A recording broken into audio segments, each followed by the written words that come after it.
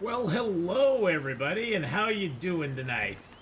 Hope everybody's having a great day, and things have been going well for you. All right, just had a couple things set up there. All right, welcome back to some long dark for a few hours here. Woo, Silty, hello, hello. No, no, Silty. That is a very old. That is actually from like I think right when Chapter 3 came out. But it's one of my favorite trailers they've ever done. I love that trailer. I use that trailer all the time, and I just like it. I like it a lot. So, all right. Well, we're in BlackRock, boys and girls, day 205. Yeah, it's a really cool one. It's from a while ago, but I just loved it. I thought it was like one of the best ones they've done. Oh yeah, it's a storm outside. Isn't that fun? Isn't that fun? And it's just almost nighttime right now. Yay. Well, this is interesting, I guess. I guess I can repair those up. Hey, Viva Marco, how you doing? Hello, hello. We're rocking a 28-degree warmth bonus, which is awesome. Got 99 problems, but a bearskin bedroll ain't one. Nope. My bearskin bedroll's pretty fancy schmancy. It's at 80%, so I'll need to repair it at some point. But we do have some bear skins curing in Timberwolf Mountain, which is how we're gonna get out of here. That way we can take the easy way out of the zone. So we gotta get back to the prison. Gotta load up our gear. Gotta prepare to kind of exit out of this zone. We've done a little bit of mapping here, which, you know, it's pretty minimal for this zone. This whole section over here, we've still not even mapped. But, you know, what can you do? You can only do so much, right? Let's just pass a little time here. Oh, it actually cleared up. Okay, we're gonna go. I'm not tired at all. Get the heck out of this place. We gotta get out of this place. If it's the last thing we ever do. Hey, it's actually pretty warm out. It's only -5. That's pretty nice.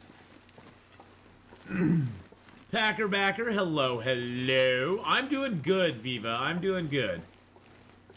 Just had a very, very easy day at work today. Just orders to put in and stuff.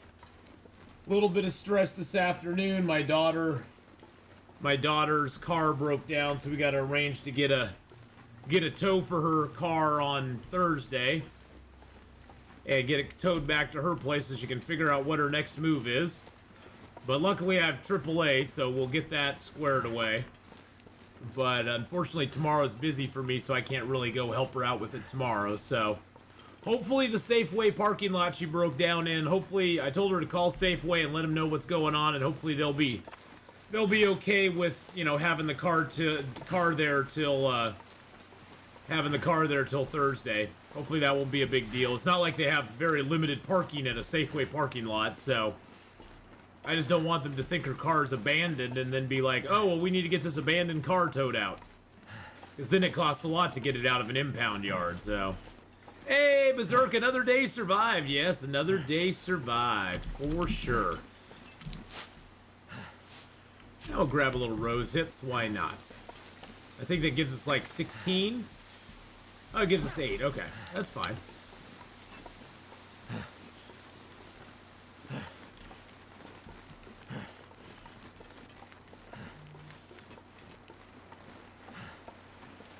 Alright, let's make it back over to the prison, to the prison. Then we're gonna gather up our gear and figure out what we want to do next. Now I'm too heavy to climb. Yeah, I'm too heavy to climb, so we're gonna go out the old-fashioned way. If you're not too heavy to climb, you can climb right up that. There's a rope right up at the top of that log there, and you can climb right up to the prison. But whatever. We gotta add a casual pilgrim save, so that's been fun to explore. Oh, that's cool. Yeah, you know, sometimes it's nice to take a step back, Berserk, and just kind of like play on a more chill mode where you can explore and kind of figure out where stuff is, and you don't have to stress every single moment of every single day. you know, where food's gonna come from, what animals you're gonna run into, and that sort of stuff. So, have a good lurk there, Dreadnought. Have a good lurk there, my friend. Let us know when you get back.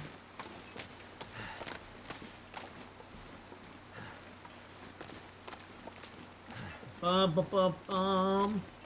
It's late at night, but we're getting back to where we need to be.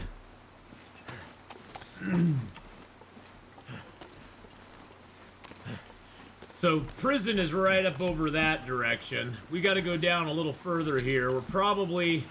My guess is we're probably going to have to face a couple Timberwolves, if not a full pack, to get out of here, but we'll see. Yeah, especially on my Stalker playthrough, I got to the dilapidated lighthouse in Bleak Inlet, and I've never been there before. So Pilgrim's a nice change of pace. Oh, yeah. Pilgrim, Pilgrim is very... Pilgrim is a nice change of pace when you just want to relax. When you just want to relax and enjoy the game without having to stress about everything. For sure.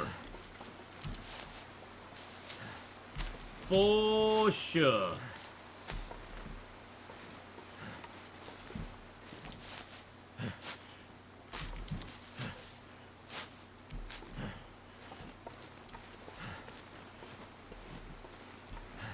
All right, let's get up the top here and see what we can see. Got a little bit of a walk still ahead of us, so... There's definitely no way we're taking everything out of this zone, that's for dang sure. Let's get our crappy bow. We'll use that first.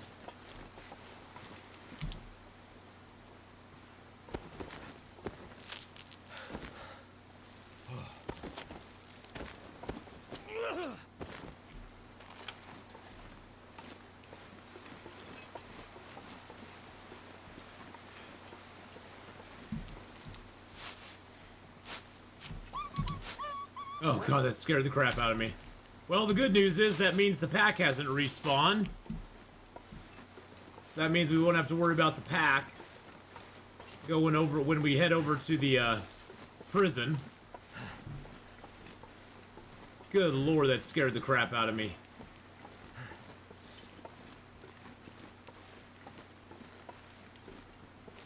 The nice thing is that we're fine. I'm sort of getting a hang, you know, a little bit of a hang of how this zone works, so that's good. It's gonna get a lot colder soon. Yeah, it's gonna get a lot colder soon, my friend. Yes, it is.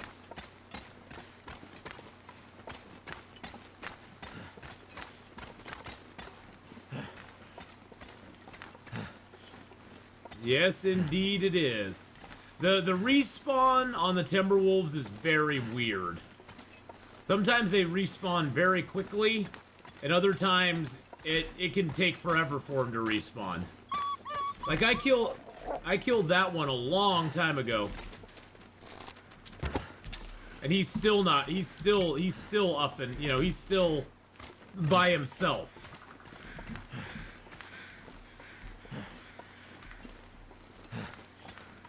Look at that glow coming in. Ooh. That's purty. Oh, by the way, for those of you who are wondering, the BlackRock, one of the Polaroids, is always on this sign here, and it's always tucked here where the snow is.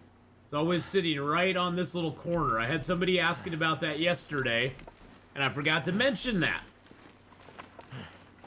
I had back-to-back pack respawns, wasted at least 20 bullets because of my terrible shot. Oh, wow. Oh, hey, old fart, how you doing, buddy? How's it going? Hello, hello.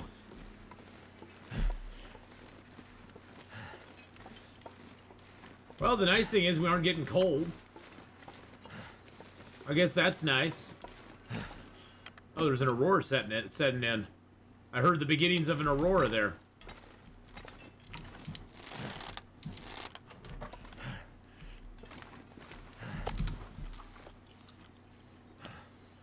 Yep, that's where one of the Polaroids is, so I forget which one it is, but that's where one of them spawns at. There's the wolfy boy we killed earlier.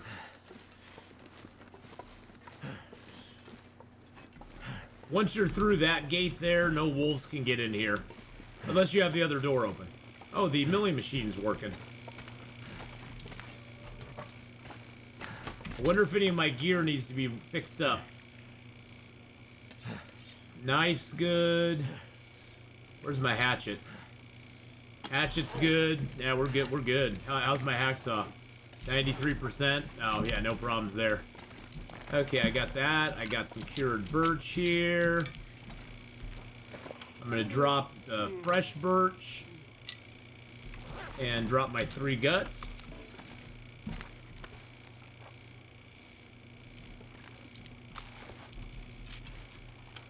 Do wolves spawn in the prison? There's 1 to 2 wolves that will spawn in the actual prison yard out there, and then outside of the prison, there's about 4 to 5 wolves that spawn out there. But they're just regular wolves. They aren't Timberwolves. So they're pretty manageable. There's a couple that spawn out in that yard over there, and then there's several that spawn out in this area out over here.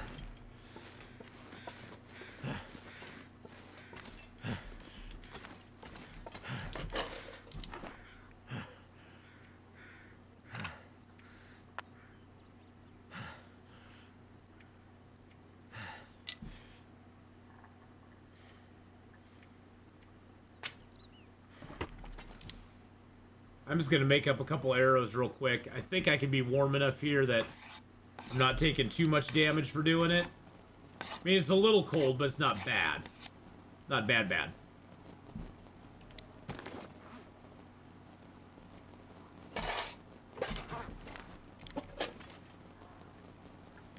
Too bad I don't need the, too bad I don't need the milling machine right now.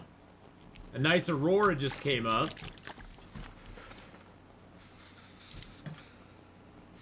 Throw this extra deer hide in there. We got some cured guts to throw in there too. There we go. We got all the rest of our stuff here. We're gonna have to figure out what we're taking out of this zone for sure, because we got way too much stuff. Hey, Dragon Named Fox, how you doing? Well, we just got going. We got back up here to the prison. We're going to be figuring out what we're going to take with us, and we're going to be heading out of here pretty quick, so... And then it's going to be dealer's choice as to where we go, I guess. We'll head back. We're going to go back through Timberwolf Mountain. We're definitely going to be going through Timberwolf Mountain and doing that.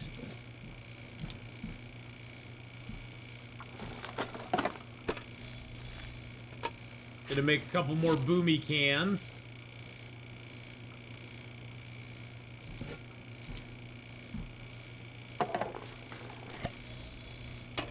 Well, thank you for coming by, Dragon. I appreciate that.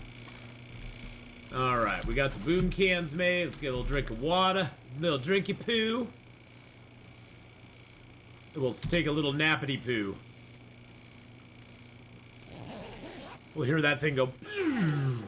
I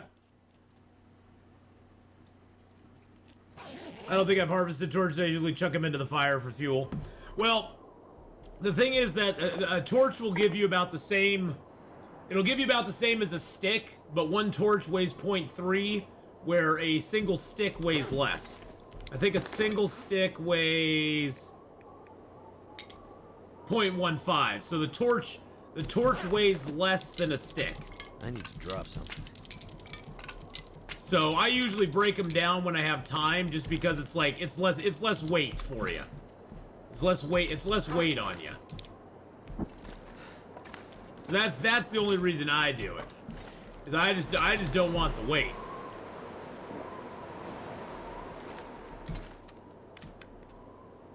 Oh yeah, totally, Berserk. Don't worry about it. It's not. I mean, it's half the weight of a torch. So if you're only carrying one torch, it's not going to make that much of a dang difference. It's not like it's that big of a difference if you're carrying one torch with you.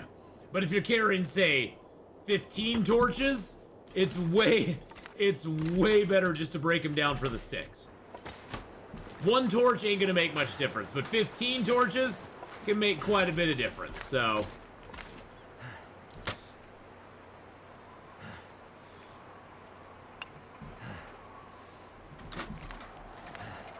Alright, so...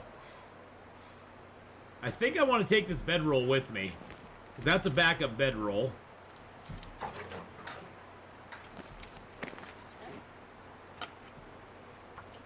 I'm going to take this jerry can with me. I wish I could take the other one, but the other one weighs like 3 kilos. Yeah, that's a 3 kilo jerry can right there, so I can't take that with me. Definitely take the wool toque with me. Gonna leave that here. Gonna leave the vest there. I want to take my my birch, my feathers, my maples. Good God, that's a lot of weight on me. Holy crap. I got 16 coal, though, so I can drop most of those here. Got a couple more reclaimed wood, so I'll drop those here. Got some sticks, so I'll drop those here. That got me down to 47. Is there anything else I don't need to take with me?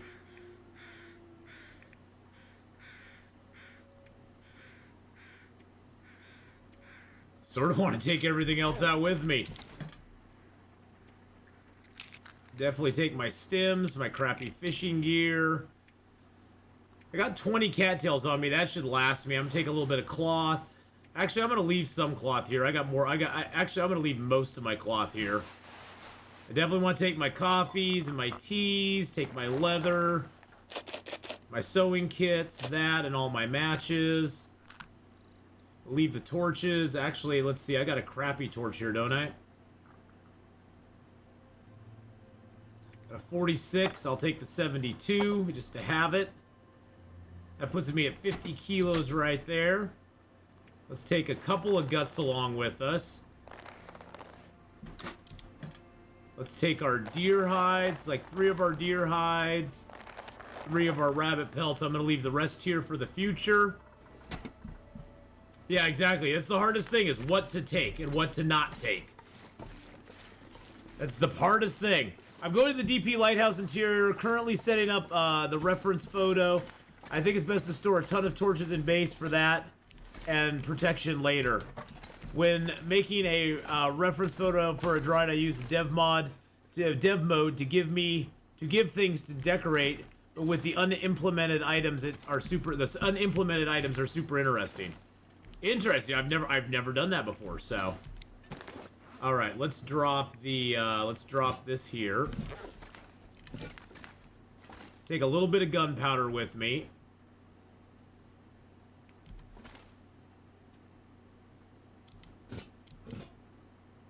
Take the full cans with me. I'll just take one. That's just for fire accelerant.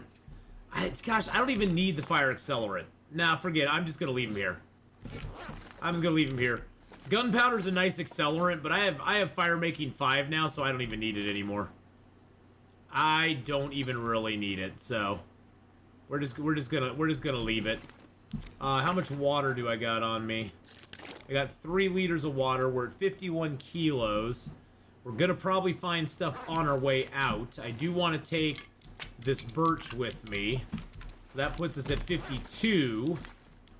Okay, I think we're good. We got pretty much everything we want. I'm gonna fill up.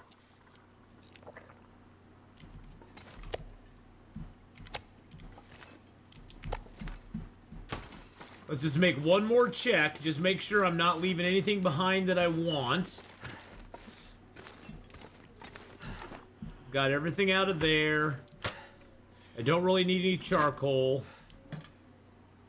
Do I want to leave the hides or not? That's the question. I got 3 deer hides and 3 rabbit hides on me right now. Thing is, we're going to be picking a few things up on our way out, so I don't think I want to burden myself anymore. I could take a few more cattails. Let's just take like 10 more cattails.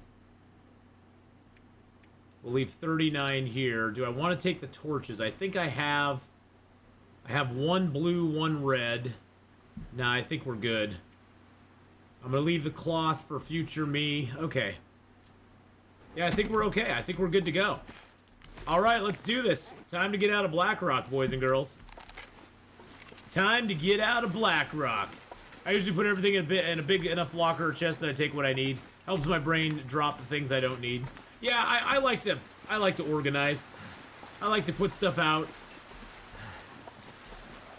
and see it sitting out on its shelves and stuff. Well, BlackRock, it was sure nice seeing you. I hope you have a fabulous rest of your day.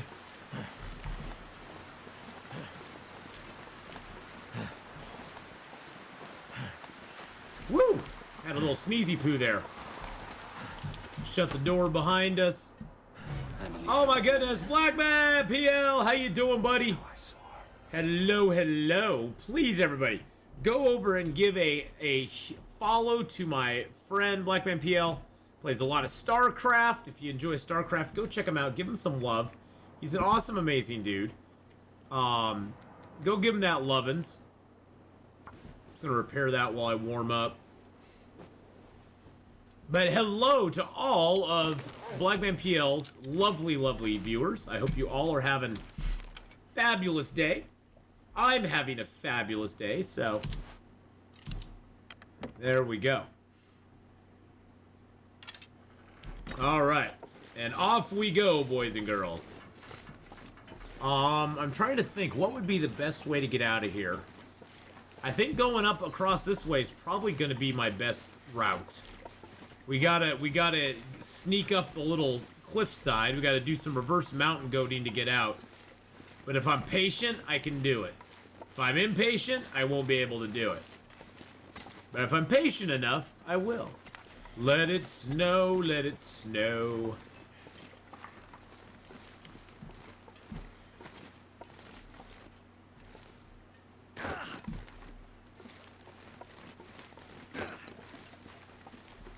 Hello, Mr. Deer.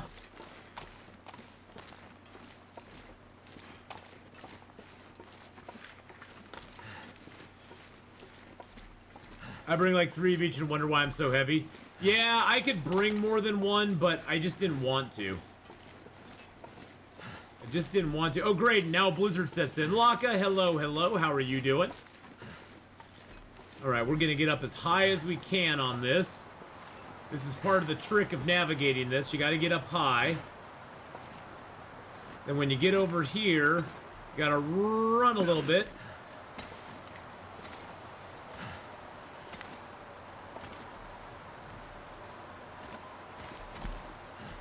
We should be able to get up on this, no problem. Of course a blizzard sets in right now. Of course it does.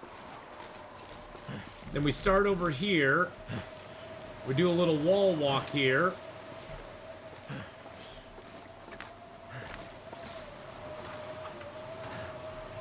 Hopefully we can get up high enough here that we can get over that. There we go.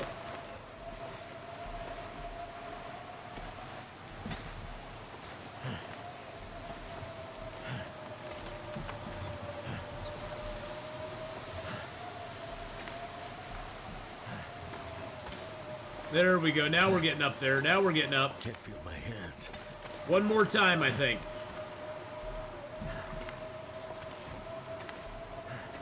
Nope, one more time. There we go.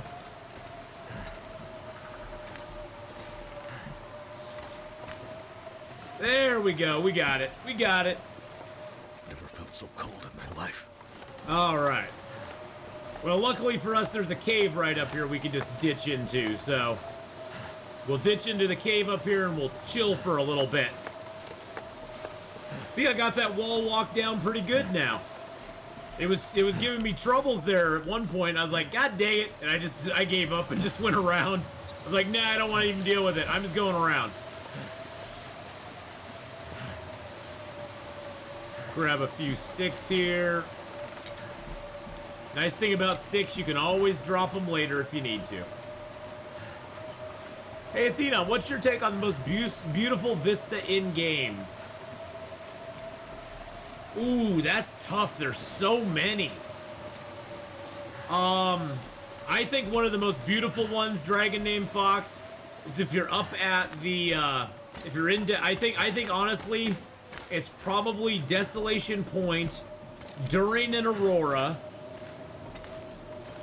standing up on the bridge, looking out at the water with the lighthouse going round and round. It actually like lights up.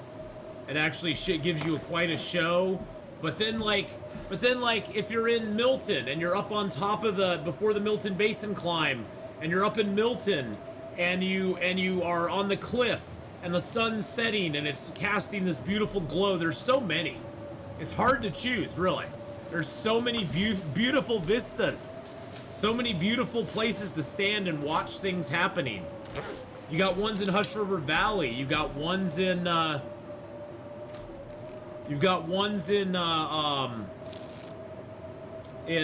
Coastal Highway, looking out over the water. There's different times of day. I mean, I think some of the views when the aurora is going on are great, but the sunsets and the sunrises in this game are absolutely breathtaking. If you can. There's so many to choose from, though. That's the thing. It's like trying to pick your favorite child. There's so many to choose from.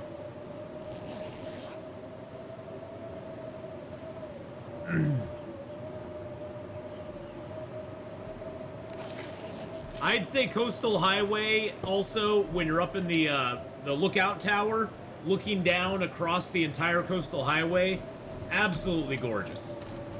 Absolutely, mwah, chef's kiss. Especially when sunrise or sunset's happening. Okay, well, this storm doesn't seem to want to go anywhere.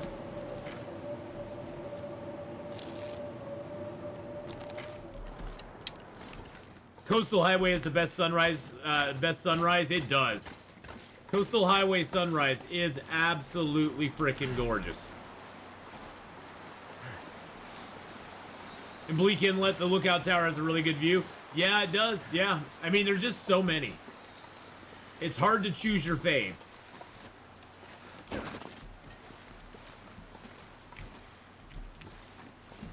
Bye-bye, BlackRock. I knew you well.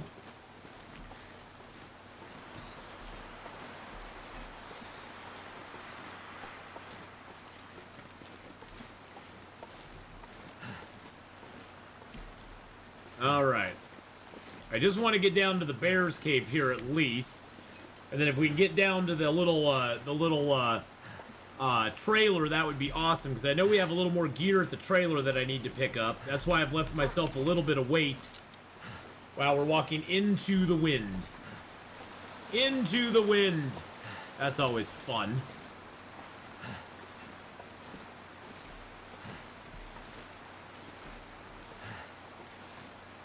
But yeah, if you're going just from high places, I mean, look at the summit as well. If you're at the summit and you're in the plain, looking down over Timberwolf Mountain is awesome. I'd say I'd go zone by zone and pick my favorite in each zone. Because in Ash Canyon, the Wolf Jaw Overlook area is absolutely gorgeous. You get to look at the entire area around Ash Canyon.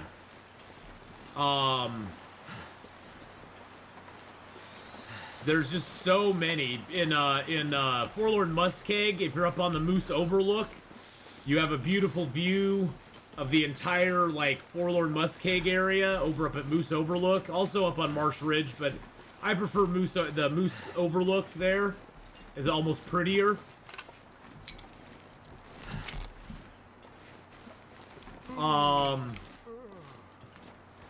Pleasant Valley, I'd have to say the best lookout in Pleasant Valley is probably up there at the radio control hut. You get to look down on the farmhouse. You can see the barn in the distance. Just absolutely gorgeous look. There's the bear cave right over there.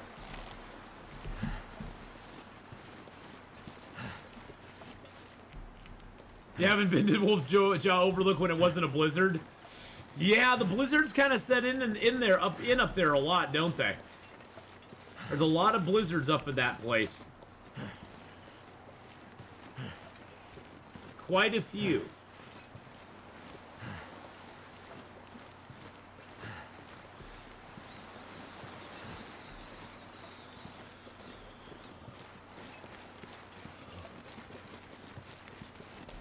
Stick. There was a stick we had to pick up.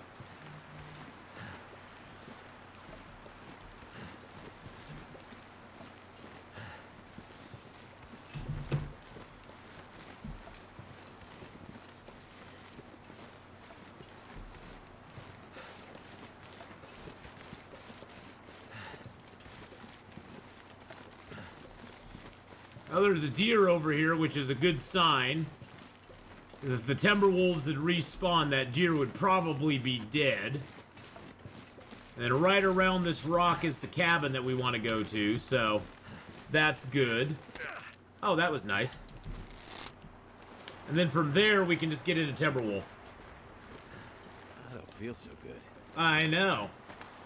I'm not going to waste time trying to heal it.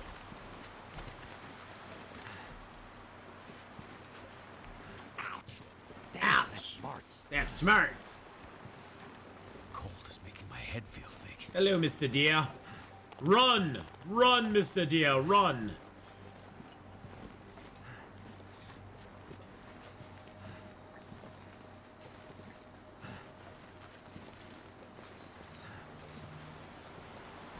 Run, deer, run!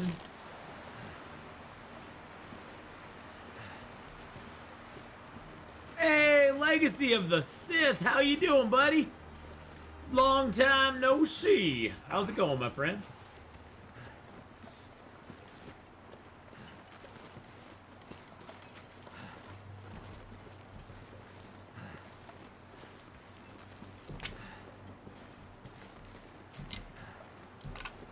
I don't feel so good. That's all right. You felt a lot worse, my friend. I know you have.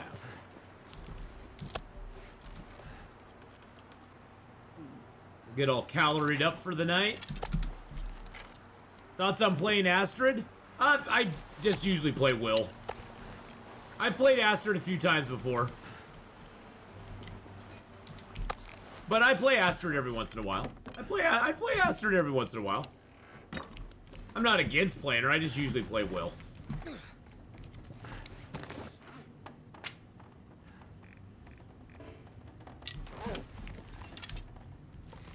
Alright, so we are totally tired. We got the hacksaw here.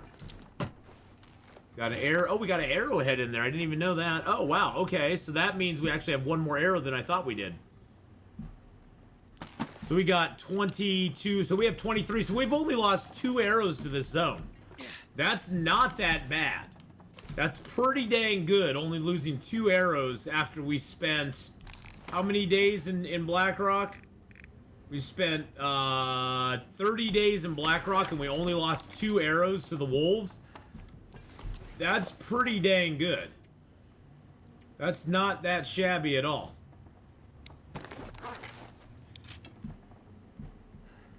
Alright. Let's get some sleep.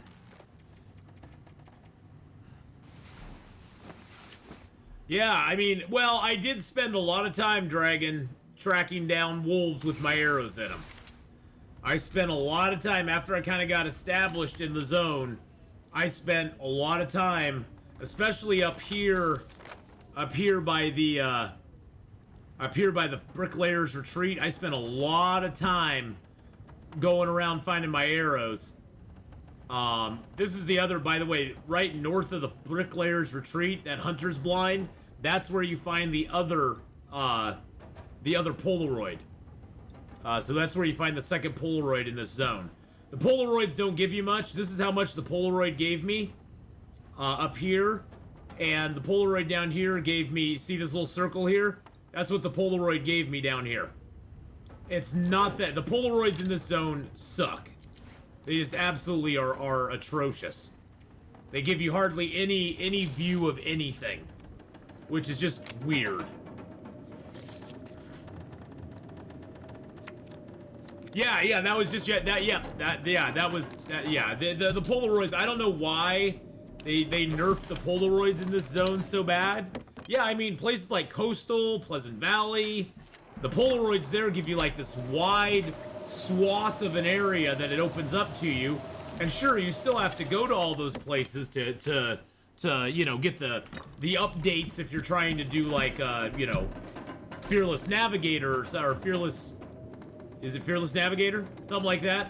You have to still go there to get the accomplishment, but at least you can see the whole thing. Alright, let's grab... Let's see, so I got 4 coal in that. Take 1 fur. Puts me at 52 kilos. That's pretty dang good. There's nothing else I wanted here, right? Oh, you know what I did want to do, though?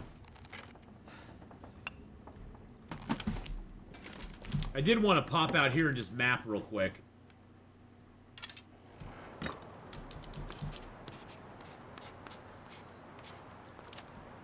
There we go. Then we'll just go warm up real quick inside.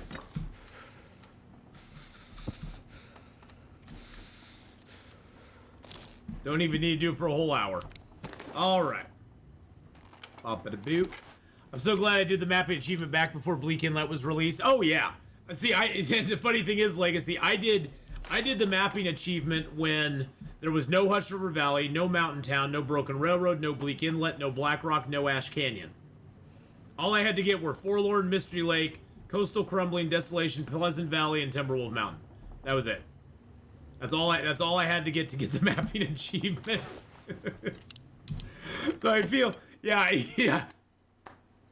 It was like I feel in a way I kind of cheated a little bit, but you know, whatever. And boys and girls, the link just thrown up in chat. Go check out our other stream team members. There's a whole bunch of lovely members of our stream team there that you need to go check out and give some love to. We have a lot of people in there who are just wonderful streamers in and of their own right. Gameslift and I started up the stream team. Oh yeah, you just head out to that shack there, and right over to your right here is the climb to get into Timberwolf. So it's super close. But our stream team members are all very, very awesome people. Go check them out. Give them some love. And give them a follow. Check them out sometime when they're on. I was watching Gameslift earlier today, play Detroit Become Human. He had the most interesting run. It was his first run he's ever done. And everybody died. Marcus died super early. Kara died at the boat when she was trying to escape, and Connor was deactivated in the end. It was like one of the worst endings I've ever seen, other than the one I played, where I got pretty much all the way to the end, and then Kara died. Kara, Luther, and Alice died at the concentration camp, and Marcus died in a fight with Connor on the boat, and then Marcus died. Oh no, then Connor died trying to break into Cyberdyne. They're Cyberlife, but I always call them Cyberdyne because that's what they are. Connor died trying to break into Cyberdyne, and then Marcus died trying to defend people in the end game at the protest, and he died in that. So it was it was interesting to see somebody else have as bad a first run as I did. It makes me want to play Detroit Become Human again, honestly. It makes me want to play Detroit Become Human again, and I probably will here within a month or so. Because I was watching it going, damn, I missed that game. That game was so good. I noticed a fresh leather unimplemented item. Looks like it was from before the UI updated almost. Yes, there was a, for a while, dragon named Fox, there was a piece of leather that you could find that was called fresh leather, that you actually had to cure before you could use it. Which was weird. But yes, I ran into that. I haven't run into one for a long time. A few years ago, I actually found one in one of my games, and I was like, what the heck is this? And I had to put it down to get it to cure, so... I think at one point they thought that they might implement, like, leather into the game with the animals, like you could turn their hides into leather or something, which honestly I think they should do that, because that at least give wolf hides some sort of purpose. If you could like do something to skin them down into making them leather. Not that you really have a hard time with leather or getting leather in the game. I mean, leather is pretty once you get your fur clothing, I can see it more useful in like Stalker, Pilgrim, or Voyager, where you're using more leather clothing items that need to be repaired with leather. But in Interloper, the only couple things you have are the moose hide backpack, the driving gloves, which you never wear except at the beginning if you really just need gloves, and the work gloves, which take leather to repair. But both of those you just kind of get rid of once you get, you know, crafted gloves, or you get better gloves. You just kind of get rid of those gloves and go, oh, I don't need those anymore. Oh, and the leather shoes. Yeah, the leather shoes, which once I get deer hide shoes, I never go back. At that point, I never go back. Because, yeah, you have all the shoes as well. You got the running shoes, the patent leather shoes, the work boots, the combat boots, the trail boots. So I forgot about that. Thank you, Berserk. Yeah, you have to do all those. But see, that's the thing is, in Interloper, once you get the deer hide stuff, you just go ahead and scrap all your boots and you have tons of leather. You have leather for years. Because really, the moose hide satchel takes damage very, very slowly. Unless you get attacked, the moose hide satchel doesn't wear down naturally very quickly at all. But yeah, I think at some point they were toying with the idea of letting you take excess hides and turn them into leather, which I think totally makes sense. If you have a dry, you know, or a cured wolf pelt, why couldn't you skin it into leather and maybe get 2 pieces of leather out of it? And then moose hide you could get like 4, and a bear hide you could get 3 or something, you know. A rabbit hide you could get a piece of leather out of it. So they could even make it so you get different amounts from different animals or something. That'd be kind of cool.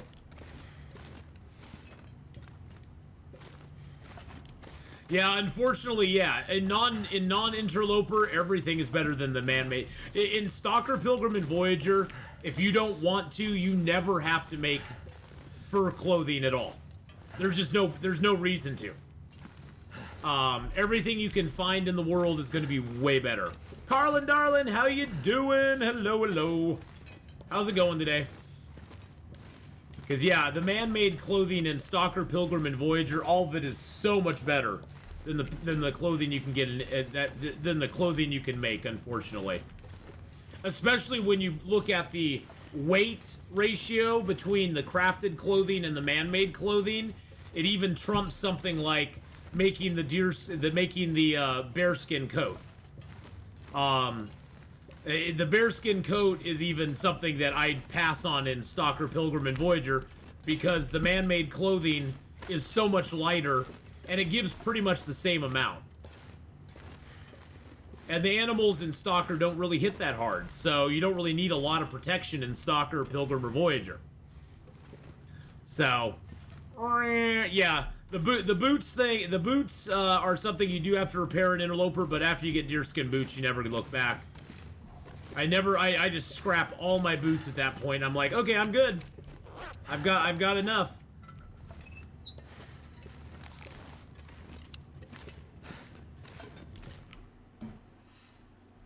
All right, back into Timberwolf, baby.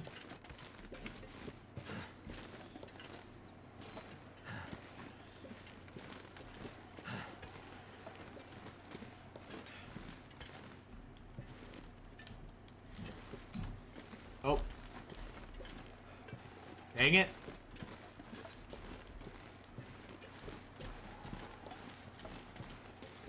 I'm gonna change my stream title to Out of BlackRock. Mucklucks? Yeah, mucklucks are awesome. I wish there were mucklucks in Interloper. I wish they were in Interloper.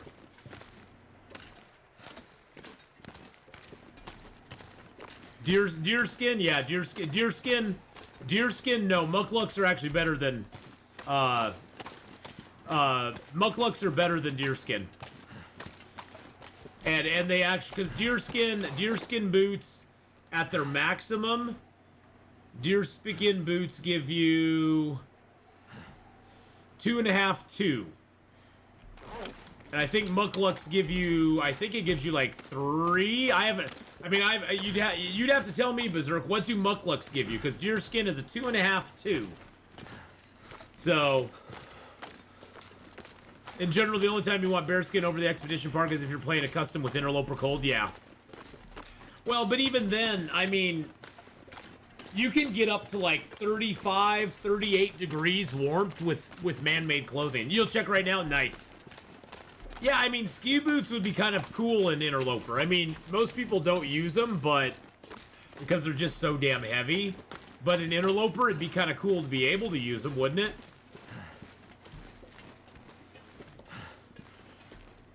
Back into Timberwolf Mountain. We're Timberwolfing away, boys and girls. Hello, rabbity boos.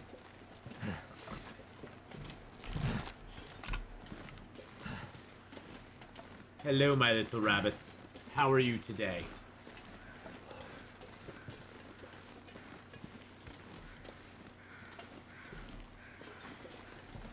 I've been trying to get up to that warmth with man-made on my run. Stuck at like 32. Wonder what I'm missing, or well, I was before. Well, I'm just guessing, Dragon, because I have not played Stalker, Pilgrim, or Voyager for a long time, so I don't know what the max warmth you can get is. I know that if I went with double head wraps right now, I could get 30. I could get 30 on my character right now. So if I went with double head wrap, I could get 30 degrees with the double earmuffs. So, but I don't know what it is. I would imagine it's better on Pilgrim and Voyager. If I can get that with man-made, I'd guess it's probably at least 3 to 5 degrees better on Pilgrim, Voyager, or Stalker. So the only place I've struggled with Bearcoat Parka combat is Bleak Inlet. Well, and once you get the bearskin coat, you're good. Or bearskin bedroll. See, that's the thing. That's the thing. Is mainly on Pilgrim, Stalker, Pilgrim, and Voyager. The bearskin bedroll basically makes you able to pretty much sleep outside whenever you want. You hardly ever have to even make like a snow shelter or anything. There's basically almost no reason to. Because you can get, with the bearskin bedroll fully repaired, you can get to like 42 degrees warmth, I think.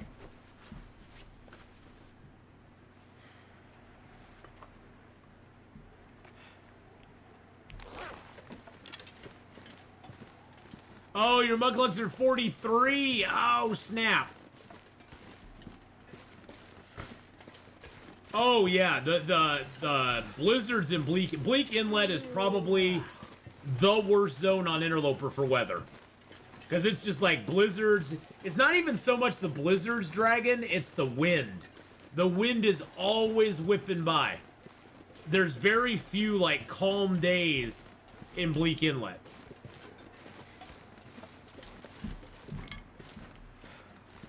I have a max warmth character from Voyager's like 70 degrees Fahrenheit bonus dang. So 70 degrees, so what's 70? Hey Siri. What's 70 degrees Fahrenheit in Celsius? 70 degrees Fahrenheit is 21.1 degrees Celsius. That doesn't make sense. Oh, mucklucks are also 2.52. How much do the mucklucks weigh? That's what I'm curious about. Because the deer boots weigh 2 kilos, give you -5 sprint, and 7 protection. I think the mucklucks weigh less. I don't know if they give you the protection, but I think they might give you more than 50% wet proof as well. So mucklucks are pretty comparable. They weigh less, have -3 and 5 protection. So it's only 2 less protection, they weigh less, and they give you less sprint reduction. Is there a way to add a backdrop shadow to the chat on stream? Unfortunately, no. Unfortunately, no. So places like this are very poor for looking at it. I could, Kaiser Zephin, the only way I could give it a backdrop shadow is to turn it black, which would leave a big block on there. Most of the time it's not bad, but when it's like when I'm looking at white stuff, it makes it really hard to see chat. I'd honestly, Kaiser, have to look in my Stream Elements section. I haven't looked in there forever.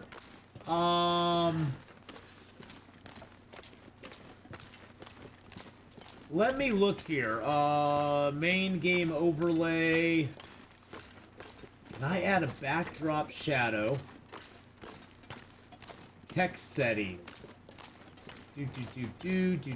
Letter spacing. I don't see any sort of shadow setting that, what does a secondary text shadow do, I wonder?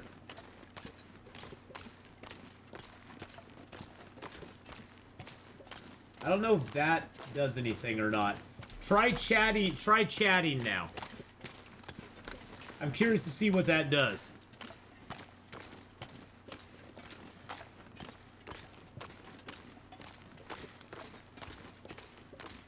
Mucklucks are S tier clothing item for sure, yeah.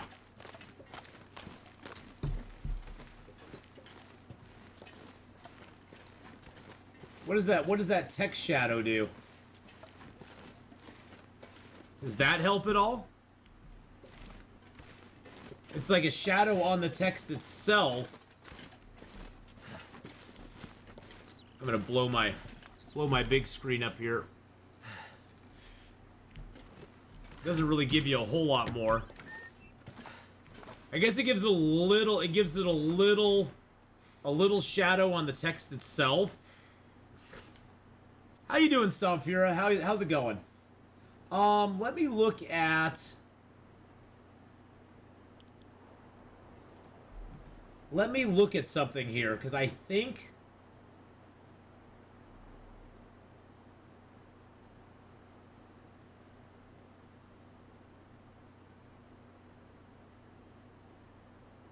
I'm wondering if I can...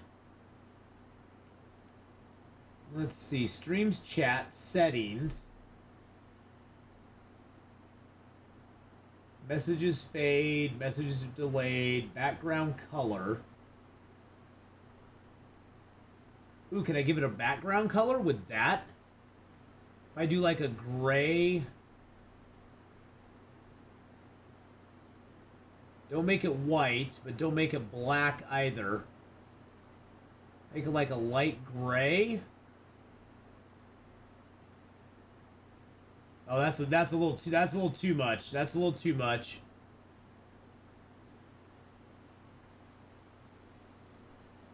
Okay, let me try this. I'm gonna save it one more time. We're playing around with some settings. So, oh wow, see, that's what it makes it look like now. So that's gonna always be on stream, which that just looks horrible. That looks absolutely horrible. That looks absolutely horrible. I don't like that. I don't like that at all. Yeah, that does not look good. What if I just make it like 'cause see, there's nothing in between having it.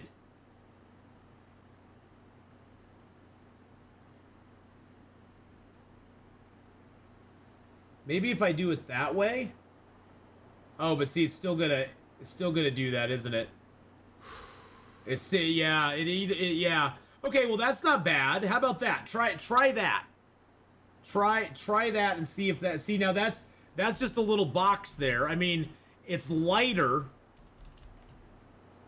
But now when you chat, it has a little bit of background. Does that detract much though? That's what I'm worried about. Is it detracting from the actual?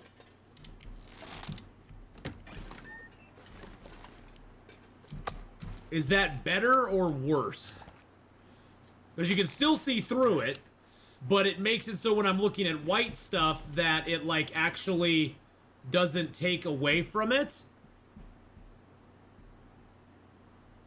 Oh, you just wanted text shadow. You just wanted text shadow. Okay. Well, well, we tried some stuff. We tried some things.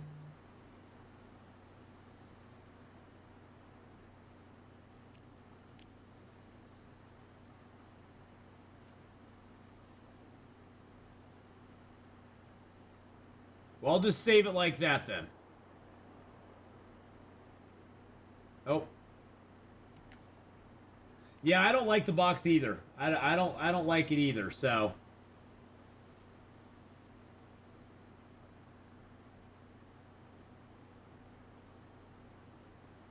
Now I don't know how to get rid of it. Nope, that's way too much.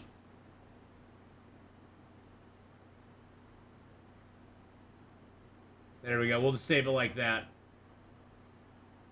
Yeah, well, I got text shadow turned on. I got text shadow turned on, so now when you chat, it'll actually have a little bit of shadow to it. So hopefully that helps. Hopefully that helps out. All right, so what do we got in here? We got some stuff and things in here. Okay. Hopefully that makes it a little bit easier to see. All right, we got some hides and stuff on us. What do we got in here? Good God, I have... How many feathers do I have now? Feels like a lot of gear. So I got 5 birch, 14 maple. Wow. 116 feathers. 116 feathers.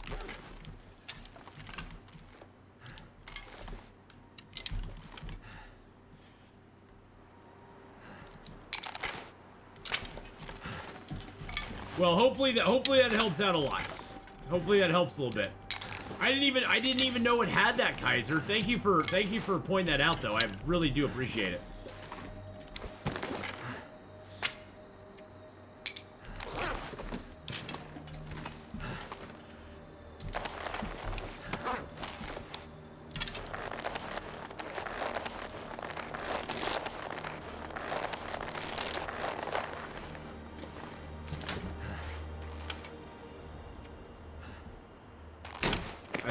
I think to repair the bearskin bedroll, yeah, I need cloth for it.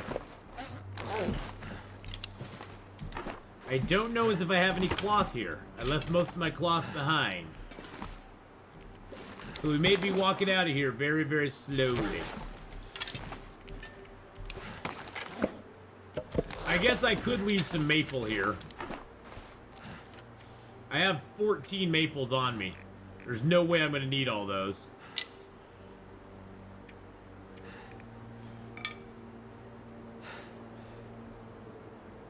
Oh, and I have all those guts on me, too.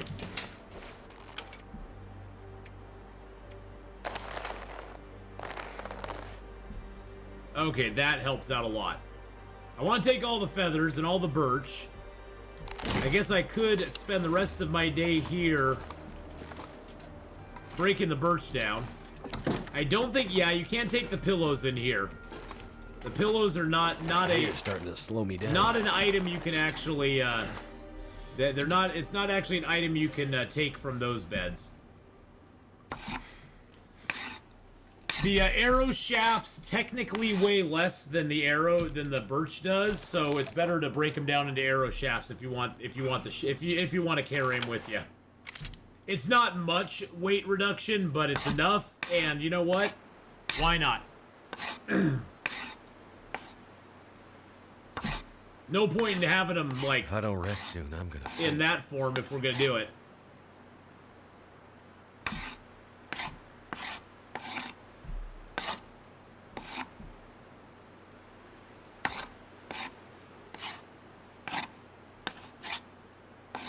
Oh, yeah. Long time since the last update. We will be getting a, we will be getting an update here from Hinterland at the end of September. They're going to be putting out a new devlog for us. So we will actually be seeing a new update devlog, which I'm excited about. That's going to be really cool.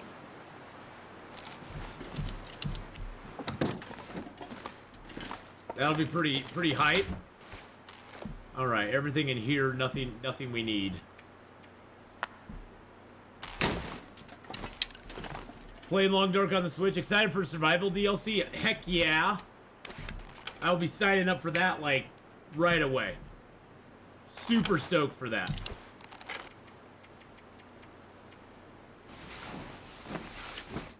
I'd be super stoked for that.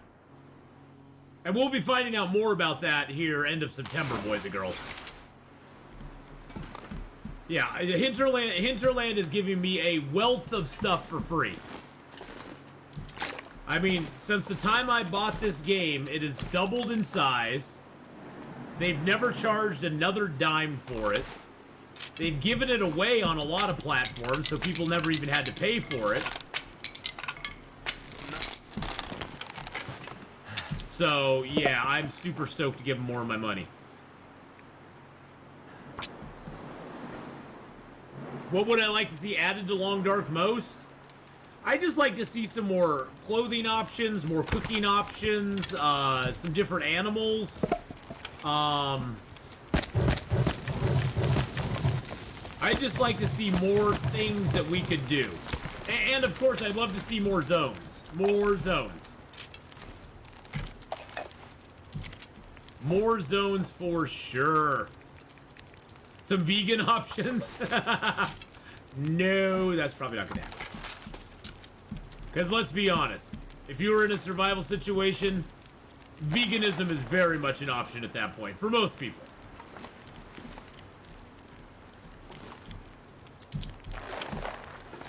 For most people, it's very much an option. Alright, let's just sleep for an hour. I'd like to see... Hey, Tyler! Hello, hello! How are you? I would love to see, we actually had talked about, at one point, them putting some, like, rare or unique animals in the game that would appear in certain places that you could go hunt and would give you rare or unique items. That would be kind of cool. It would be kind of cool if they added in maybe some, not quests, but, like, goals for you to achieve. Have I been to the top of the mountain? Yes. We've already been to the summit many moons ago. And we got our second, we got our flare shells, we got our second flare gun up there. We just got out of BlackRock and we're heading back to Pleasant Valley here tomorrow, basically.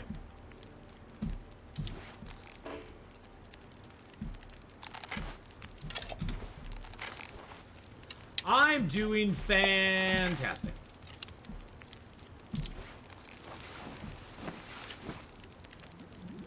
If I hunted for food currently, I wouldn't be a vegan. Well, there you go.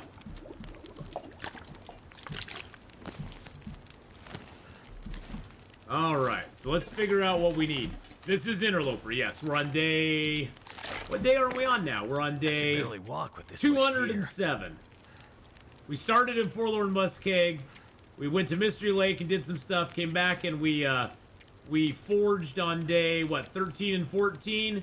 Made up our bow and arrow, headed off into Mountain Town. Spent some time in Mountain Town, then went into Hush River Valley for a while. Came back into Mountain Town. Back into Mystery Lake. Came over to Pleasant Valley, up into Timberwolf Mountain, over to Ash Canyon. Hit Timberwolf Mountain and the summit on day 98. And then we went back into Timberwolf, Pleasant Valley, went into Crumbling Highway, did our second forge run into Desolation Point, went back into Coastal Highway, went back into Pleasant Valley, went into Keeper's Pass north and south, and then spent 30 days in BlackRock with a little brief journey here into Timberwolf to kill a couple bears. And then we went back into BlackRock, finished up there, and now we're back in Timberwolf Mountain again. So far, the only places we have not been are Broken Ass Railroad and Bleak Inlet. We haven't spent a lot of time in Forlorn or Desolation Point, but those aren't really places you spend a lot of time in. Viva Marco! Have a good one, my friend. Ender, how you doing? How's it going? Saharan, how are you? I'd love to see more incentive for people to continue their saves after 100 days. Yeah. Well, that's why I think it'd be cool if there were, like, little, like... you know, mini goals or something. Like at day 100, during an aurora, you hear cries for help over a radio coming from, you know, Timberwolf Mountain or something, or some random zone in the game where you have to head to that zone and sort of discover what's happening. or something, you know, maybe some cool little things that could happen in the game that would give you some, like, incentives or goals to continue on would be really kind of cool.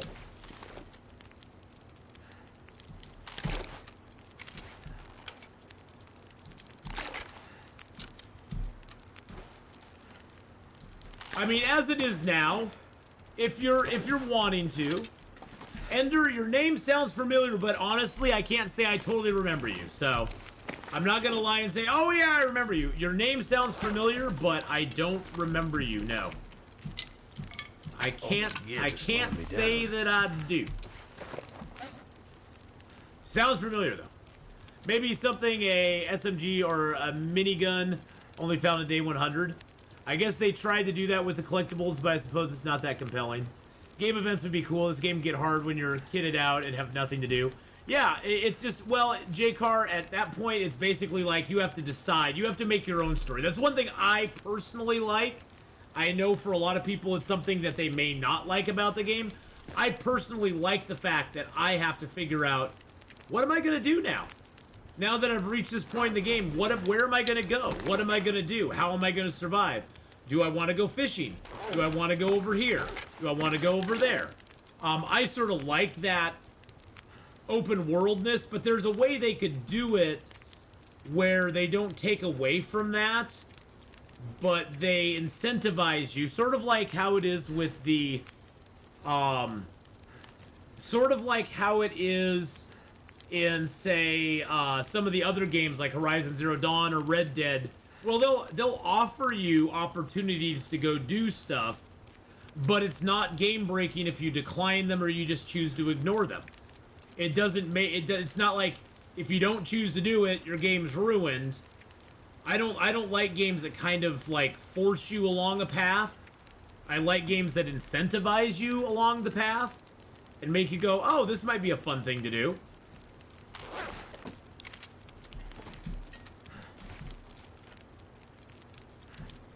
All right. But I wouldn't mind them adding in some random, like, goals for us. Maybe some random little adventures or side things, or, you know, maybe a mystery. Maybe make those you know, the little screens that you can read during the Aurora. Maybe have them give you clues where a little cache is or something. It'll be like, you know, you read one of those little messages and it says, "Oh, hey, I found a truck. I found an abandoned truck in BlackRock, and I left a little cache of supplies there." And you could go, "Oh, cool, I want to go to BlackRock and find a little cache of supplies," or something. Yeah, I just like them to add more choices for us, so we don't have to, like, you know, so that we have some cool little gewgaws that we could do. I'd also like them, in Interloper especially, I've always loved, yeah, Forest Talker lore type things. Exactly. Something like that from story mode they could integrate into survival mode would be cool. I also like the idea, not only just for Interloper, but having improvised weapons that you can find. Or improvised weapons that you could create.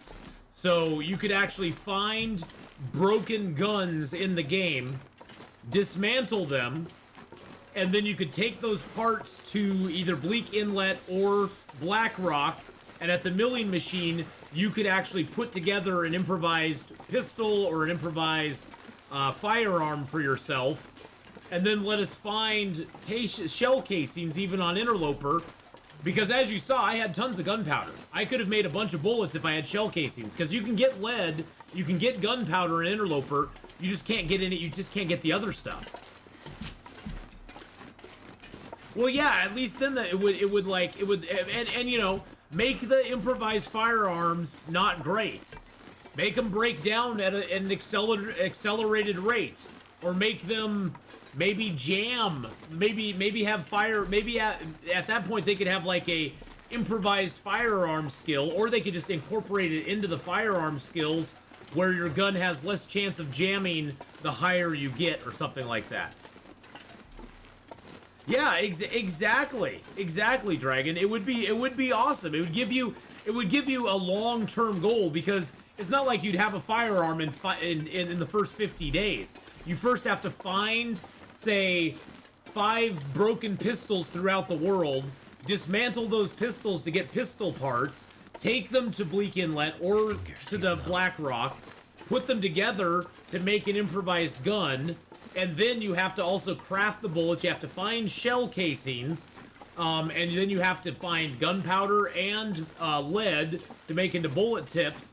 It basically make it so that'd be like more of a, you know, day 100, 200 type thing, where you'd have like this long-term goal of like, oh, I need to keep my eye out for lead, for stump remover, for fertilizer, and then I gotta take all those items, gather them all up, find the broken gun pieces around the world, and then take those and take them all to BlackRock or the cannery in Bleak Inlet, and maybe be able to make something cool. Cold. See, I thought they sort of were doing that when they first released Hush River Valley. There was a very small chance that you could find a revolver with like 2 or 3 shells in Hush River Valley, which I thought was cool, because it's like, okay, I've got this firearm, but I only got like 2 shots. And yes, I can go to Bleak Inlet and remake my bullets, because I can find lead and gunpowder, like I stated before, but I only have 2 shots, ever. So I have to be very thoughtful about when do I really want to use these. I'm not going to pull this gun out and just shoot it randomly anytime I feel like it, because I only got a few bullets. Which I thought was kind of cool. I thought that was kind of cool, but then they were like, oh no, that was a mistake. There weren't supposed to be firearms in Interloper. And I was like, aww. Aww. They need to add a scope to put on the rifle. Either that, Berserker, or they need to add a craftable scope that you have to sacrifice mag lenses to get the lenses from, grind them at the milling machine, and then be able to make a improvised scope to put on your rifle. That would be kind of cool. That would be kind of cool. Maybe a rework of the wolf pack thing, where they don't run if you kill the leader or something. Yeah, mag lenses, exactly. We already have the stuff in the game. We already have mag lenses in the game. You could take 2 mag lenses, break them down, get the mag lens from them, and then take it, and at the milling machine, you could technically say the milling machine grinds the mag lens down into like a bigger one and a smaller one, so you can make like an improvised telescope that you can put on your gun, or you could take the mag lenses, grind them, take the mag lenses and make an improvised pair of magnifying glasses, like an actual like binoculars or a telescope that you could look out over a distance at. Remaking flare shells is something we've talked about for so long. I don't see any reason. You have flares, you have gunpowder, you have rags. Why can you not remake your flare shells? You could take the lead that you find in cars and you could either make bullets or buckshot out of it, or something like that. There's lots of options they could do. And I'm sure the modders are going to be all over this when this game gets really, really heavily modded. I'm sure the modders are going to be all over that stuff. They're going to be loving that stuff. So. But yeah, remaking flare shells, I've wanted that for so long, J-Car. Because in Interloper, you only have 12 shells. Imagine if you could police your flare shells, pick them back up, and then take it to Bleak Inlet or BlackRock and use flares, have to break down flares to get some, like, whatever out of them, and then make them into new flare shells. That would be so cool. That would make flares actually, like, have, like, dual purposes almost. Oh! Whoa!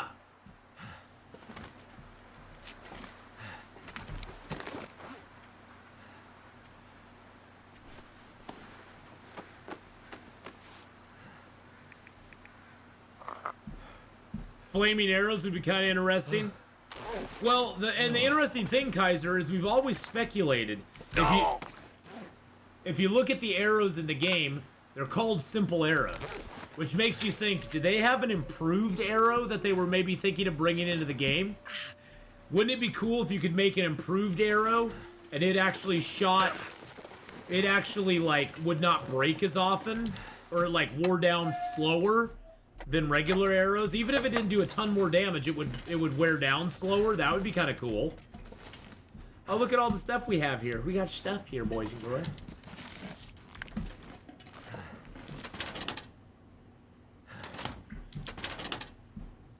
What time of day is it? Oh, it's early.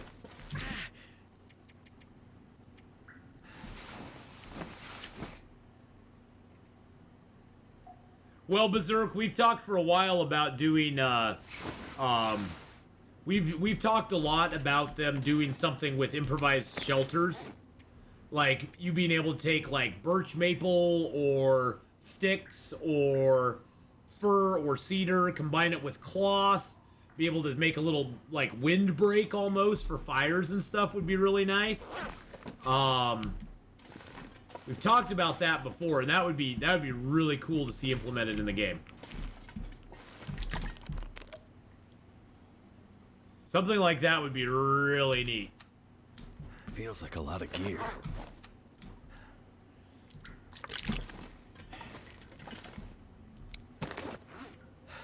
Okay, I got a couple sticks on me. Oh, let's prepare up that birch bark real quick.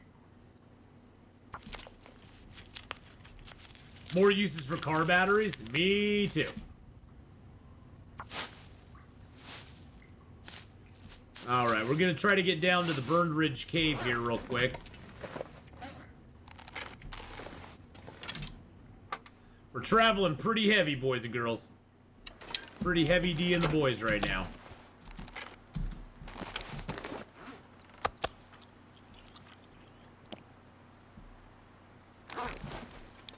We've left ourselves a lot of good food along the way, though. How many car batteries you find worldwide? I would guess between 5 and 6. It's not a lot, but if you figure that you get, what is it? Is it 6 pieces of lead out of each car battery? I think it's 6 pieces of lead out of each car battery. And then you can turn the lead into 1 piece of lead into 6 bullets. That's a lot of bullet heads. I think you get 5 or 6. So that'd be 30 to 36 bullet heads out of each battery that you find. Yeah, well, especially on Interloper Radian, there's not a whole lot of use. Oh, the bear's down here. There's not a whole lot of use on Interloper for snow shelters. They just don't. Snow shelters generally do not have a very good. Snow shelters don't have a very good protection for you.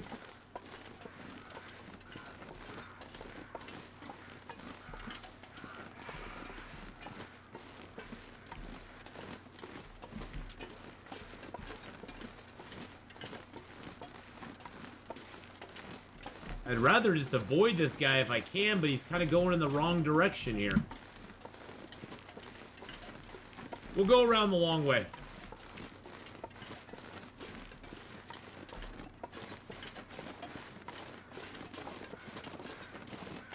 I don't necessarily need the bear, so we're gonna go around to the three strikes homestead over here instead. I'm gonna change my plan up. We're gonna go to 3 strikes homestead over here instead, and then cut across to the Pleasant Valley farmstead. Saw a video of a snow shelter where a guy buried hot coals that kept the shelter warm throughout the night. If there was something like that, I think I'd use them. Not a bad idea. I've never searched this corpse.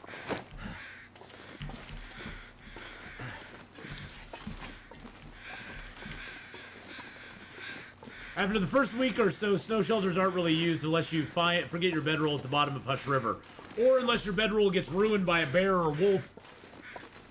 But the thing is, the snow shelters cost so much, they cost 5 cloth and 15 sticks. And it's not the sticks that are the problem, it's the cloth. Especially early game, your cloth is so valuable. I mean, later in the game, you'll have cloth coming out of your ears, but early game, cloth is like the golden thing. It's like what you need and you want, and you never have enough of after, it seems like.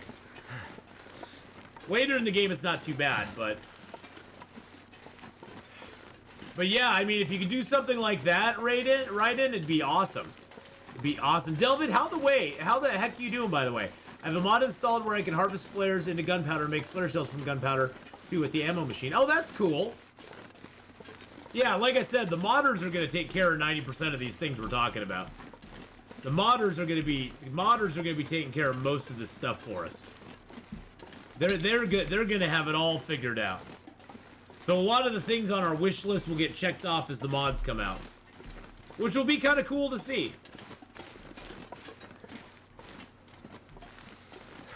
Which should be pretty cool to see. Twinkle, how are you doing tonight, by the way? I saw you sneak in there and say, hey! You said, hey! So that bear we saw, his cave is right here. That's his cave. So he wanders a pretty good distance. Because he'll wander around here, he'll wander all the way down there, he'll wander up in these hills up here. No, Delvin, don't worry about it. I lurk mostly in most channels anyway, so I very rarely speak up unless it's GamesLift channel and I'm giving him a hard time. I watched GamesLift play Detroit Become Human today, and man, it so makes me want to play that game again. So to be honest, I'll probably be playing it here in the next month or so. I love Detroit Become Human. It's such a great game. Such a great game, so.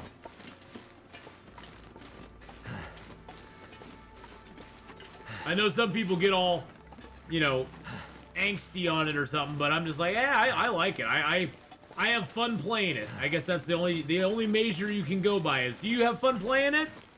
Then play it.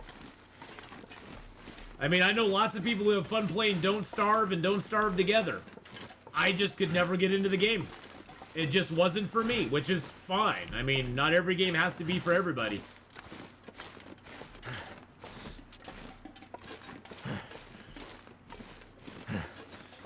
Boop-a-doo, ba-doop-a-doo.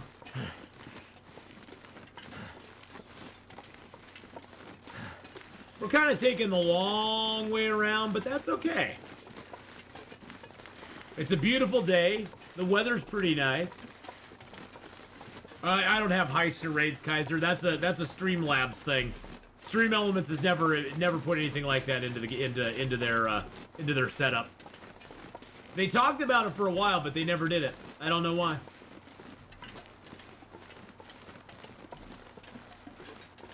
But yeah, they never put that in there.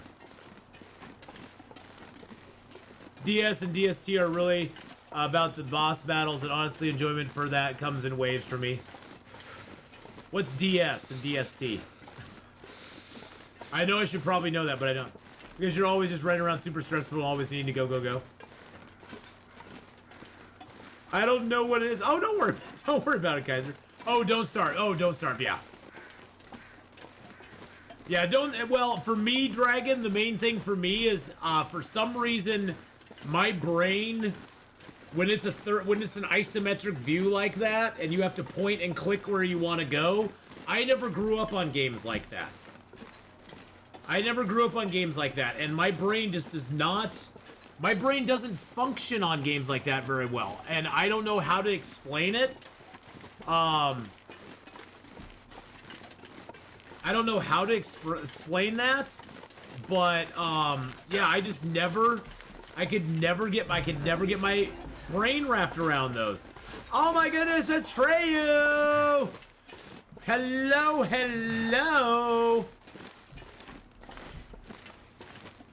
Let's give Atreyu a shout out.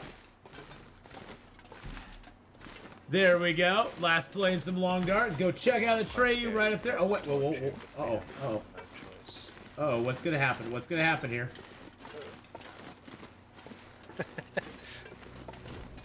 That torch is like... feel my feet. Creeping over the side there. How you doing, Atreyu? Diego, Alex, how are you today? Well, yeah, for me, Dragon, it's just, I never played games like that growing up. And I was never good at them, so... I just it's just one of those things where my brain, for whatever reason, even I played the Flame and the Flood, which I really love. The Flame and the Flood. It's a great. If you've never played the Flame and the Flood, I'd recommend go checking it out. It's a really fun game. It's kind of limited in its open world survival because it definitely has an endpoint where there's nothing more to craft and now you're just sailing down the river. But the story's really good in it and it's fun. You can show clips when someone raids. Oh, I can shout out anybody and show clips. Yeah.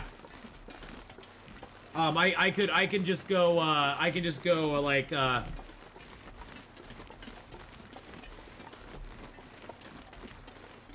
I can shout out Gameslift and it'll show a clip of his. It's an add-on. It's an add-on to OBS.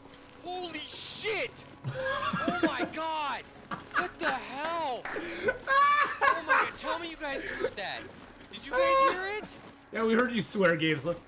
But yeah, basically it's an add-on where you can to OBS where you can it basically allows you to it just goes and picks a random clip from their stuff.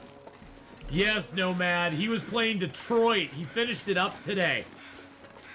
One game I love the story and dislike the sandbox was Green Hill. Yeah, to me the sandbox in Green Hill was kind of meh. I never liked the backpack in Green Hill. It annoyed the crap out of me. The story was pretty good in Green Hill. I just couldn't handle the backpack. I just really couldn't. Hey, we never have been here before. Nice. 3 strikes and you're out. Oh look, we even have food here. That's cool. I'll take some food. What do we got in here? Oh, there's a few things in here too. Look at that. It's getting too heavy Little to carry. Can of soup. Another flare for us. We got a flare for adventure, baby. Can we get a Maglin's fire? Yes! Maglin's fire time.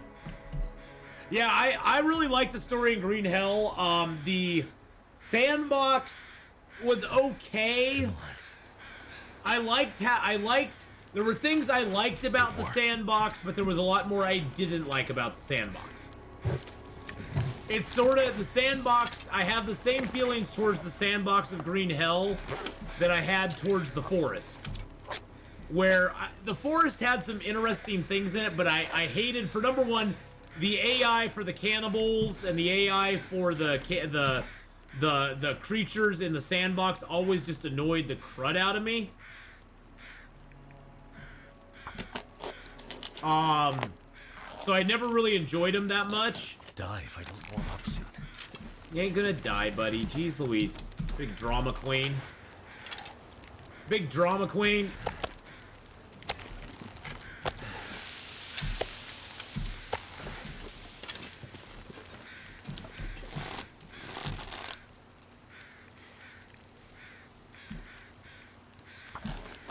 The backpack was really bad. I didn't like the map very much. There were several things I did not like about Sandbox in Green Hill. It wasn't a horrible game, it just did make me go, oh boy, I love this.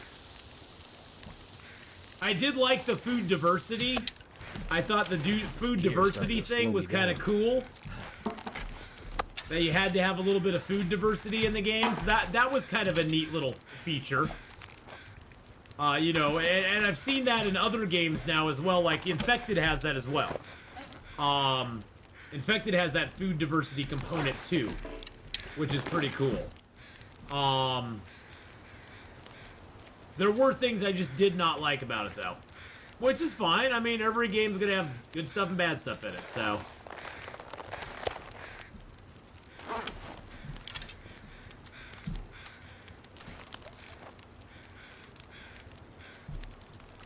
For the Flame and the Flood, there's a set of specific runs called past 100-mile runs that really changes how you play the game. Infected is a really cool game, especially the base building. Yeah, I mean, you can spend. That's the thing about the Infected Tunstruck. You can spend a majority of your time just building your base and not even worrying about other stuff. Weigh me down. You know, other than the Bambies that come and attack you every once in a while. You know, that's always kind of a pain in the butt. And there's so much crafting and so many different things to go get taken care of. We're actually going to be playing the Infected in about an hour 15, hour and a half, somewhere around there. Be doing a little more Infected today. Thursday, we're going to be doing...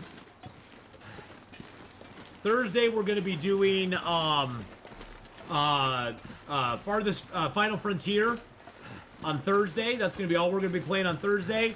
Friday, we're going to be back on Long Dark and the Infected.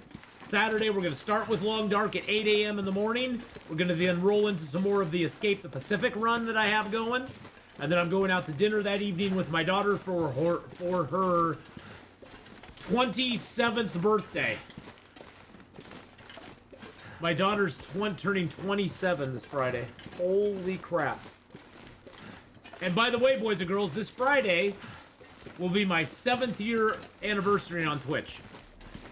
We'll have a stream-iversary stream. 7 years on Twitch. I have yet to play Escape the Pacific. Would you recommend? I recommend it, yes, but with the caveat that you have to take into effect that it is in the alpha build still, and it's going to be that way for a while. There are 2 servers for it that you can play on. There's the beta test server and the stable, what they call the stable server. The beta test server has more bugs that happen on it, but it's a lot of fun because it has all the new features. And basically what they do is they update the beta test server, and then once they've given it a few months to like get all the bugs worked out, they update the standard server to have all the beta stuff on it, and they update the beta server again to have new features as well. The things I like about Escape the Pacific is that it's super chill. There's not really any bad guys or enemies or anything like that in it to fight or anything. The scariest thing is the seagulls. If you steal their eggs, the seagulls will peck you to death if you give them a chance. The game is mainly about exploration, crafting, building, getting your raft ready to go, map making, plotting out where you're gonna go for your next island cluster, and then traveling from cluster to cluster, just getting more stuff. You can actually even set up a house. You can start farming. You can do a whole bunch of stuff in the game. It's getting dark. I highly recommend it, but with the caveats that it does have some bugs, and it's not perfect, but I find it to be a lot of fun. So, but I do really like Escape the Pacific. It's probably in my top 5 of survival games. I think the thing that draws me to it the most is the developers of the game are very engaged. They have a really good Discord channel where they have a lot of they do a lot of interaction with the community. They listen to the community on things that the community wants. They're very good at like fixing bugs and problems in the game on a pretty timely basis, to be honest. And they do generally have a really good roadmap, and they do pretty regular updates, especially during the wintertime. During the summer, the guy who's making the game, I think, is in Belgium, I want to say. I always think Belgium, but I think that's wrong. But he's in Europe, and it's basically like it's a single developer game, although I think he has somebody helping him with it now. And so during the summer, when they're on holiday, they don't really put out a lot of updates. They usually put up a big update right before they go on vacation for the summer. And then during the winter time, it's like an update every month and a half a lot of times. They have been a little slower with the updates lately, but they've been a lot more substantial than just bug fixes. They've added so much stuff in with every update. But I'll be playing Escape the Pacific on Saturday at noon. We just started a brand new run last Saturday. So if you want to, stop by and check it out. It's really a fun game. I really enjoy it a lot. And if you want to see more stuff on it,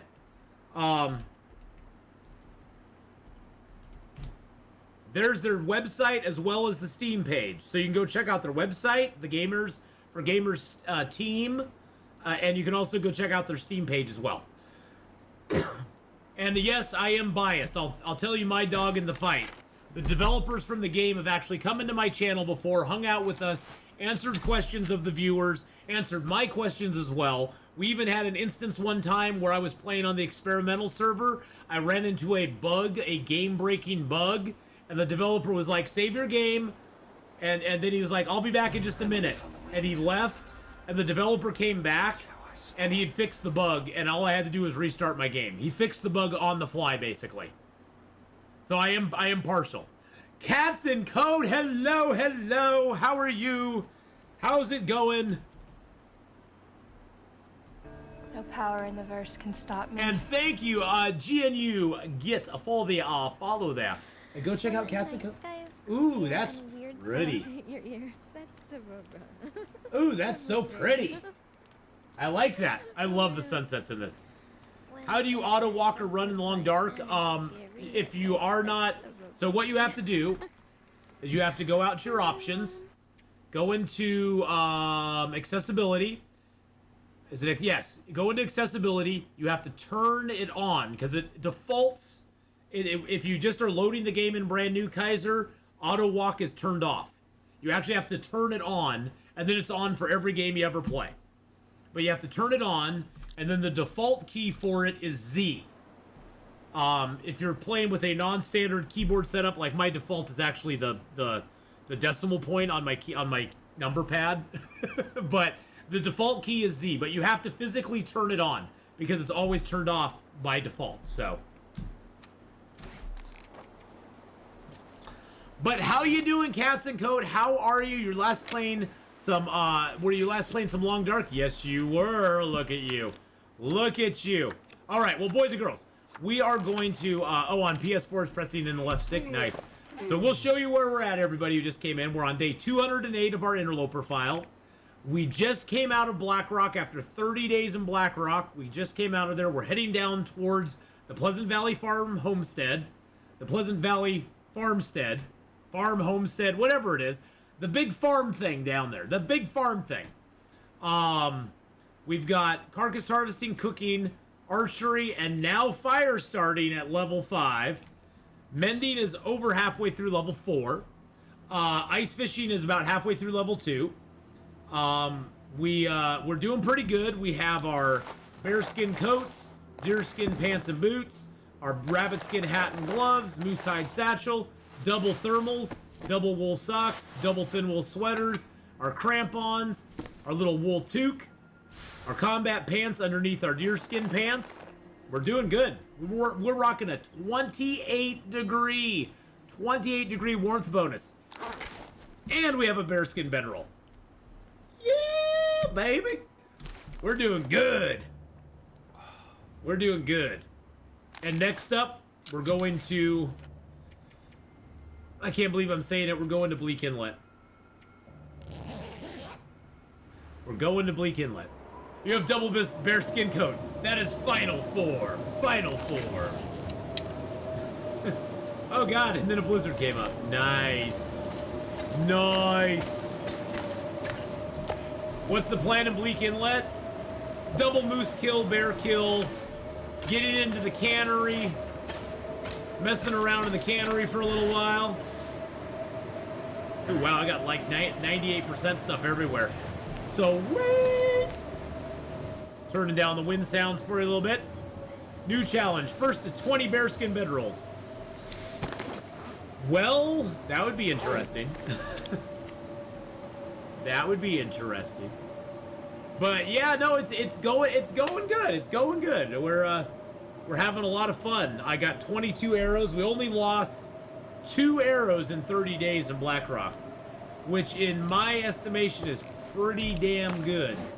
That's pretty damn good to only lose 2 arrows in BlackRock. BlackRock generally eats my arrows way faster, so my arrow management was really good. We did spend a lot of time and a lot of freezing our butt off finding corpses that had our arrows on them, but it was well worth the effort.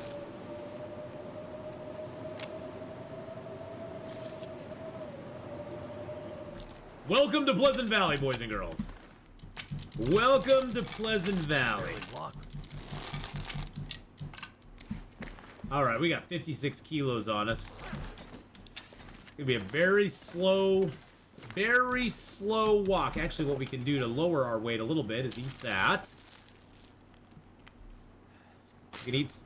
okay. I'll drink a tea. Or I'll drink a cup of coffee. How's that sound? I'm gonna drink a cup of coffee. Didn't mean to do that. Didn't mean to drink a cup of coffee. That was totally a goof up there. I just wanted to eat as many cattails as I could before I got full. There we go. Drink some water. All right. Do we have our crappy bow in hand? Yes, we do. We're still overweight by 0.8. Let's drop our sticks. Oh, that's not going to do it, is it? I drop all those. There's something I can drop that'll... Oh, yeah, I can drop this can. Boop. There we go. Now we're underweight. Yay, we can sprint again. Woo! Well, cats, get your dinner figured out. We'll see you later on. Thanks for coming by and hanging out with us. Have a good lurk. It's always great to have you here. We got 100 viewers in chat right now. We're going to hand out double points to everybody in chat. You can spend those points by rouletting them away. You can go to the store and redeem things there. There are some that are sub-only, so be aware of that. You can also play slots with those and usually lose like I just did. But that's what you can do with your bear hides. There you go.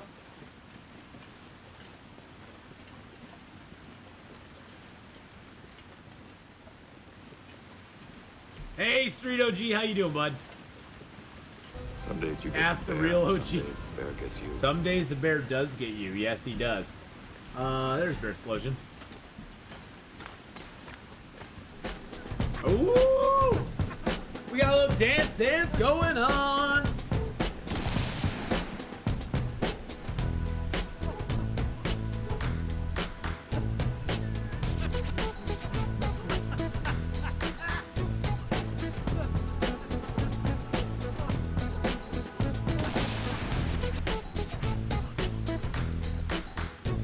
Thank you for a little dance there. Appreciate it very much.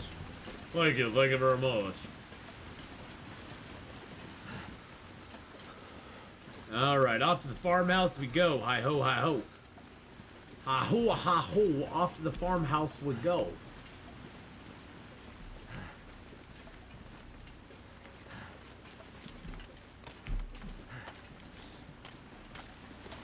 There we go. But yeah, so this Friday, boys and girls, we're gonna have a, oh, Kimmy Oda's the big OG. Street. Let's just be real about this, Street. Kimmy Oda is the OG. That's why we call him Kimmy Yoda. That's why we call him Kimmy Yoda. We all learn from Kimmy Yoda, okay? Kimmy Yoda is a true master of this game. I bow before Kimmy Yoda on this game all the time. But that's the thing, it's like, you know, yeah, Kimmy Yoda's like the legend. It's like the legend of Kimmy Yoda. Gregory, how you doing? Yeah, exactly, and that's the beautiful thing. That's what I try to tell people all the time. You can never, it's really bad to do with the Long Dark is compare yourself to others and how they play. Because everybody has their own style. Kimmy Yoda has his own play style. He does things completely differently than I do. And I do things completely differently than One and Only. One and Only does things completely different than Deadpool or Dead Like Me or Atreyu or anybody else. Everybody's got their own sort of style of play, and there's no wrong or right way to play the game. The only wrong way to play the game is to die. And if you die, you just have to reevaluate what you're doing and go on from there. And that's the thing is, like, no matter how you approach the game, there's not a quote-unquote wrong way to play it. I've always said, no matter how you play the Long Dark, as long as you're playing the Long Dark, you're doing it right. As long as you're playing the Long Dark, you're doing it right.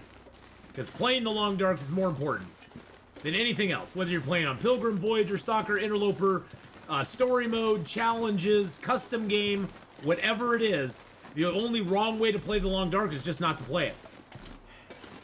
If you enjoy the game like Endgame Blues, a good friend of mine, Endgame Blues, who's here on Twitch as well, he plays, I believe, only on Voyager, because he just likes to explore get a bunch of good stuff, have fun just kind of romping around the maps and figuring stuff out. And he just wants it to be a chill, you know, sort of a chill experience, which is really cool to do. Oh, we've already been in here. So, yep, as long as you're playing it, you're doing it right. And really, the only person you're ever in competition with in the long dark is yourself. That's the only person you're in competition with, if you want to have some sort of competition. Because you're just trying to do better than you did last time.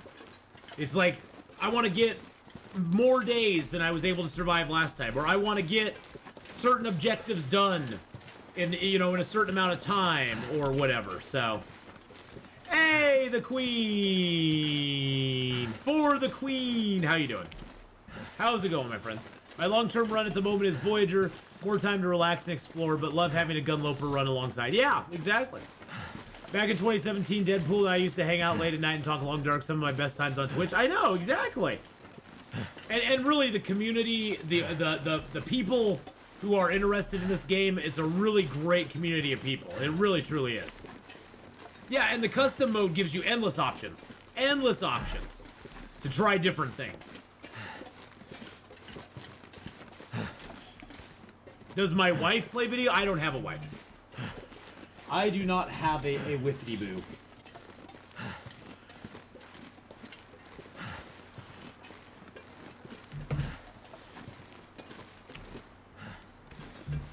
Nope, been there, done that, got divorced. I'm solo for the rest of my life.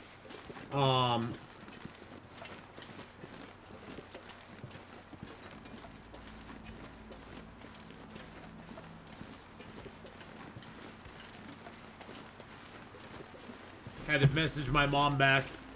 We're trying to figure out stuff for my daughter because her car broke down. So, trying to get stuff ready to go. Oh, jeez. Thank you for the bear apocalypse there. You're the only person I watch play Long Darkest because I love you so much. Aww.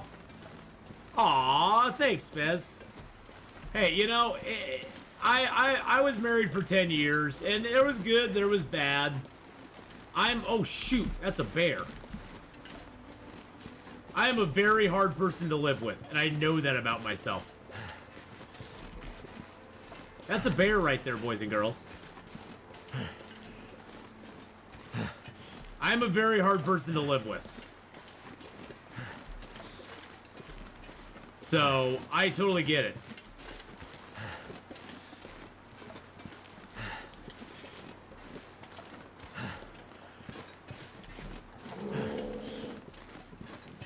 Hello, Mr. Bear. How are you, Mr. Bear? Damn. Freezing.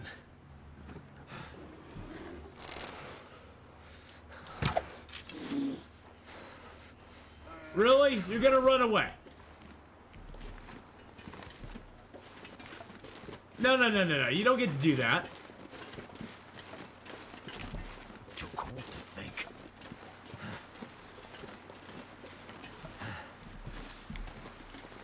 No, he doesn't get to do that. He doesn't get to do that. Come back over here, Mr. Bear. I got words for you, man.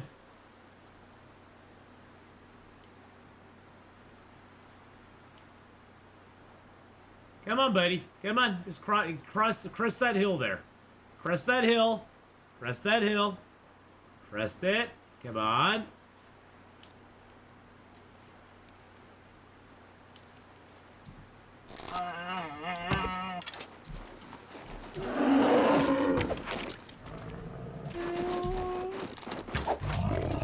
There we go. Woo! Let's go, baby.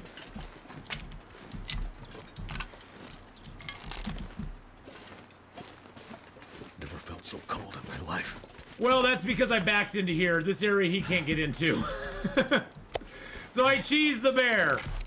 I cheese the bear. Whoop, there it is. Can't carry this load for much longer. That was a Leroy Jenkins moment right there, boys and girls. And yeah, we have a few things here at the farmhouse. I'm almost embarrassed by what we have at the farmhouse here. I'm almost embarrassed. Feels like a lot of gear. Boop-a-doo, ba-doop-a-doo.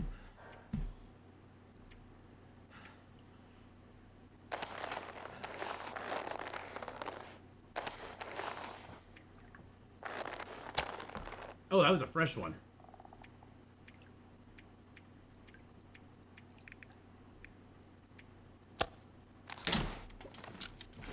Got a lot of stuff here.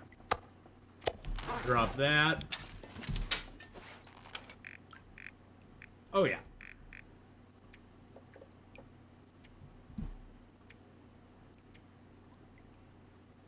This pack is getting too heavy to carry. Sort our teas by weight. Do I have anything else in here now? I got 85 cloth, a 19 leather, all my sewing kits. Is everything else tea? Yeah, everything else is tea. Okay. Woo! Big shout out to the player Kenneth Smash who created the original Dead Man Challenge. She's an amazing player and certainly changed the way we think of long drug play. Oh, for sure. For sure.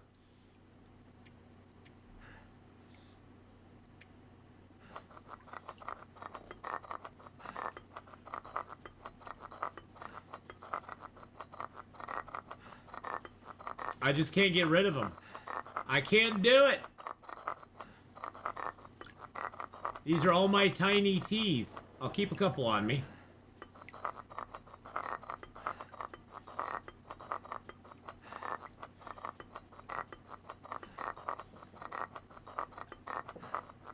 Do. Keep a couple of those on me. Alright, we got a bunch of cloth on us now. 85 cloth. We're gonna leave most of that in here. Let's put like 50 cloth in there. There we go. 20. We got 22 leathers. I don't even need that. I just need like 2 leather on me. Around 180 something, yeah. Right around there. Let's drop this, let's drop our secondary bedroll here. What's this bedroll at? 79. We'll have to repair that up here soon.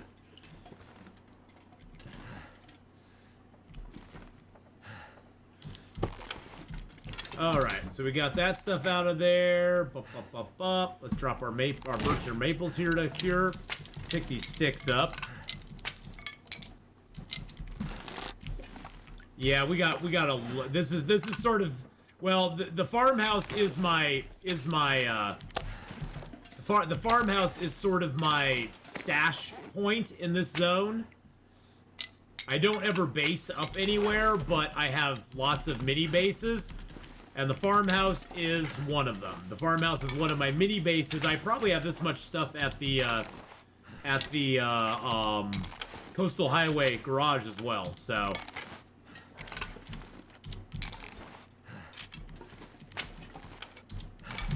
Alright, let's take a trip downstairs real quick. Woo! The curved desolation point stairs are hard to draw. Junk in the truck, let's get light. Imagine carrying all those mugs around. Oh gosh, yeah. You'd be like full up all the time. Hey, look, we have a nice little thing here. We have a nice little Oh, okay. Well, I have some birch here, don't I? That's a little bit of birch. 41 birch we have here. This gear's starting to slow me down. I know, buddy. Just chill out. We're getting rid of some of it. Alright, so we got 41 birch. We got all those feathers. Do I have any arrowheads on me? There's an arrowhead I can throw in there, too. Alright. Buppity-buppity-boo.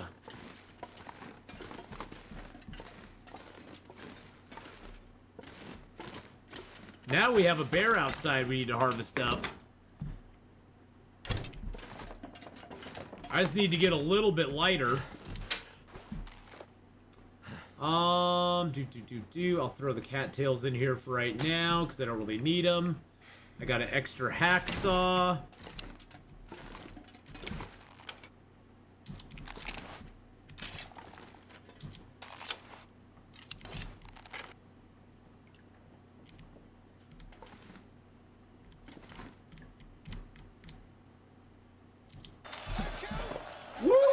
Thank you for the mini booze, food newt. Hello, hello. Cheered Dex5. Hello, it's been a while. Hope things are well. 2020 gift. It's going good, my friend. Thank you for the mini booze there. These are all like getting down. I gotta repair these up before I go because I don't want them to get ruined. It takes them a long time to get ruined, but at the same time, I don't want them getting ruined. So, drop that one here. Let's put that one over here for right now. God, I have a lot of coffee. And a lot of herbal teas.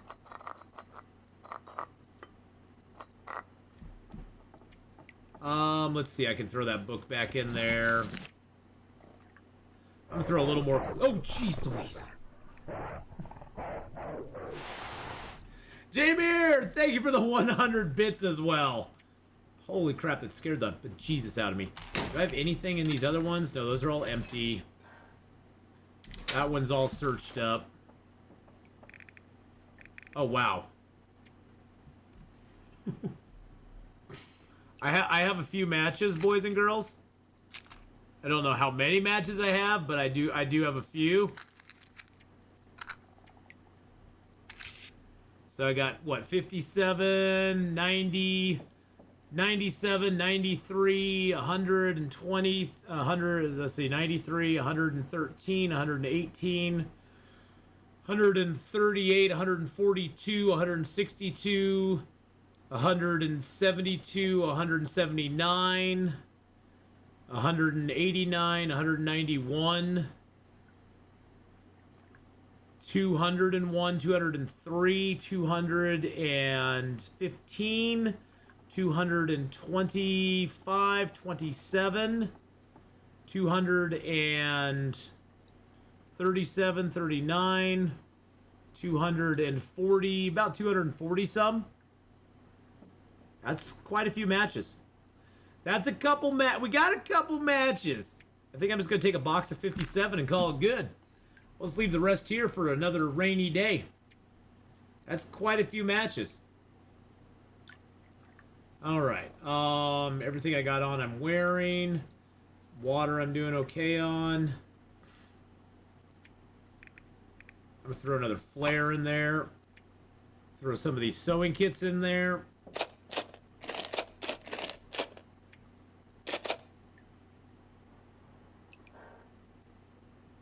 Wow, that's a lot of sewing kits too. Holy crap. I didn't realize I had that many sewing kits.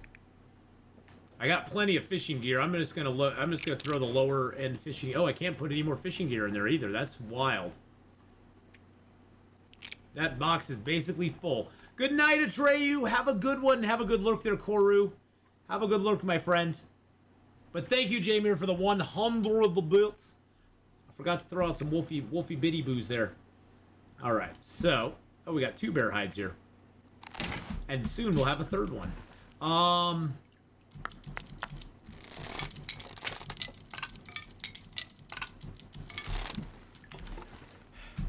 Come on, baby, light my fire. Connor J, how you doing? We just got back into Pleasant Valley. We got to the farmhouse, and guess who decided to pay us a visit? A bear. And guess what? We don't even have to spend a match to get a fire going on this guy, because this is totally Maglin's weather. Totally Maglin's weather. Heck yeah! Woo! Let's go! Let's go Maglin's time.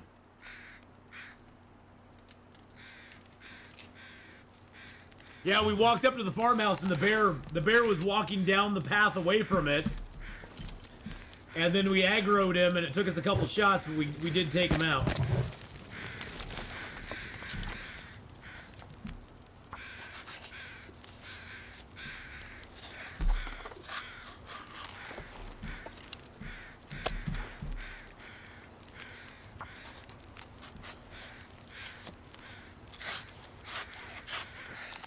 If I can drop any of this gear.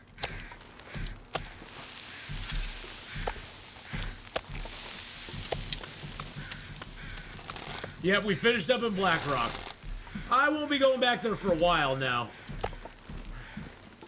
I won't be going to BlackRock for a while. Or back to BlackRock for a while. Feels like night is coming. It's so nice having the bear that close.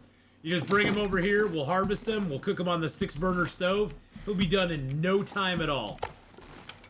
That bear's gonna get cooked up so fast he won't know what to do with himself. So we can't put that down anywhere here.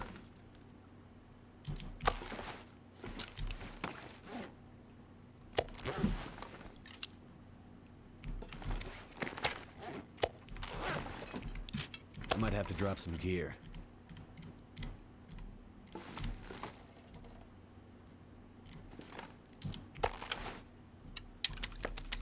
Oh yeah, it'll take us like no time at all to cook him up.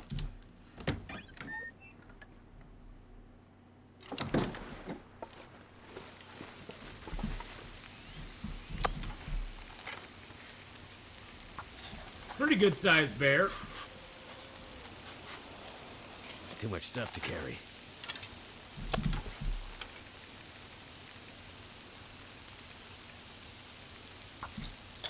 Get cooked, bear. You've been processed, Mr. Bear. Yeah, Mr. Anderson Bear. You've now been processed. How do you feel, sir?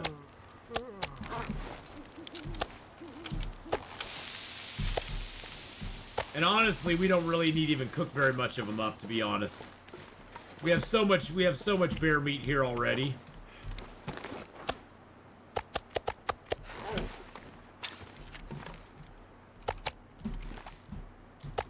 I mean, it's all ruined, but so what?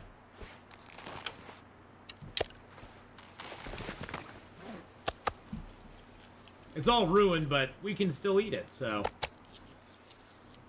We just don't care.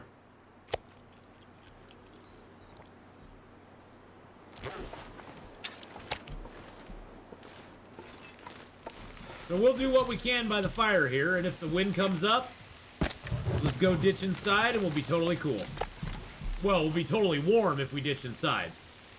So if it gets too bad, we'll just go inside and harvest up our stuff in there. This pack is getting kind of heavy.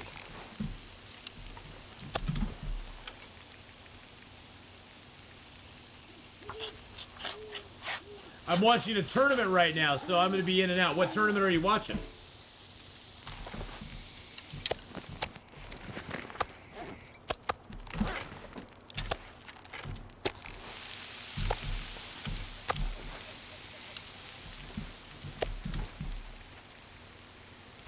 What are you watching, Kana? Apex Legends? Oh, okay. Hey, Crow, how you doing, bud? I'm doing well. By the way, I'm crouching right now because I have a bunch of smell on me. I can barely And the walk best with this way much to not gear. attract the wolves is don't have a lot of smell on you. Or don't have the smell on you first. But then if you crouch, they won't smell you as much either. You kind of lower your aggro, the area of aggro that you have by crouching like that. Oh shoot, I forgot there's cooked meat in there, isn't there? Too heavy.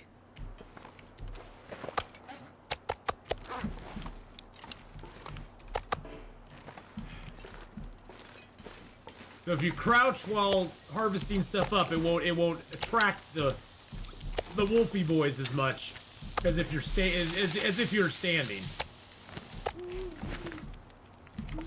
I need to drop something. We're done with that fire. Scrimmages for a tournament in Apex Legends? Nice.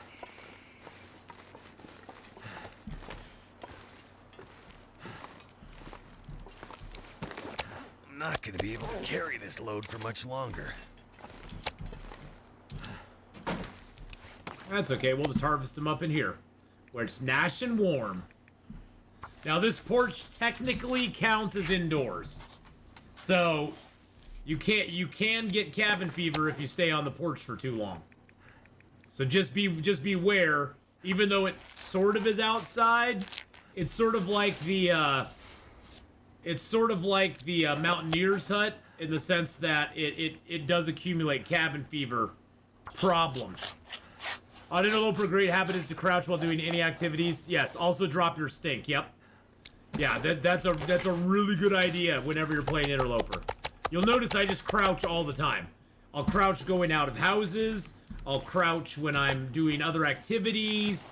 When I'm cooking around a fire, or if I'm harvesting up meat or harvesting an animal, I'm almost always like crouching because I'm afraid something's gonna come and try to eat me.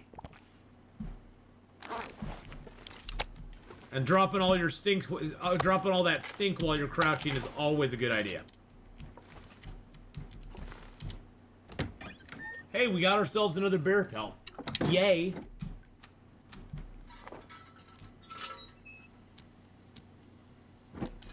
Oh, there's a moose hide here, which we're never going to do anything with. I don't think there's anything under it, no. Boop-a-doo upstairs. Now, I've never had it confirmed, but I've heard that this bed gives you a health regen bonus. Sort of like the bed in, oops, I need to get water. Sort of like the bed in the, Trapper's Cabin. Now, the Trapper's Cabin one I know for sure gives you a health regen bonus, but I've heard that the bed in there gives you one as well. I can't guarantee that, though. Might have to drop some gear. I don't know if that's 100% true or not. Or if it's just a wishful thinking or something like that.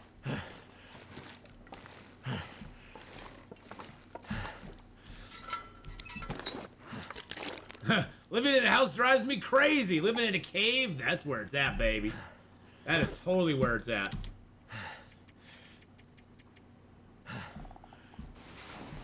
All right. Boop-a-doo, ba-doop-a-doo.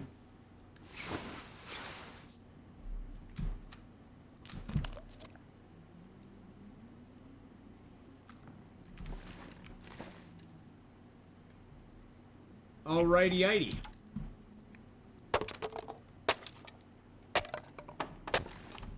Can always use a little more wood.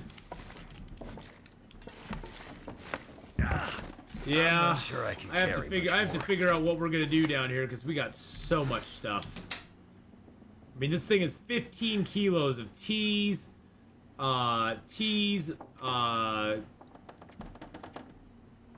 coffees, drinks, cattails, a book, a whole bunch of cloth and that. I do need to repair a bunch of stuff.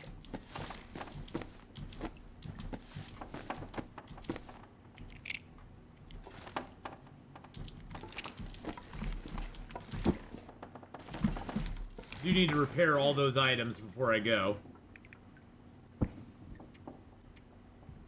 Actually, I guess I could grab a sewing kit out of the other thing here. And this one just has tons of hides in it. Got 2 bear hides, 1, 2, 3, 4, 5, 6, 7, 8, 9, 10 deer hides. And 2, 4, 5, 6, 7, 8 rabbit hides in here.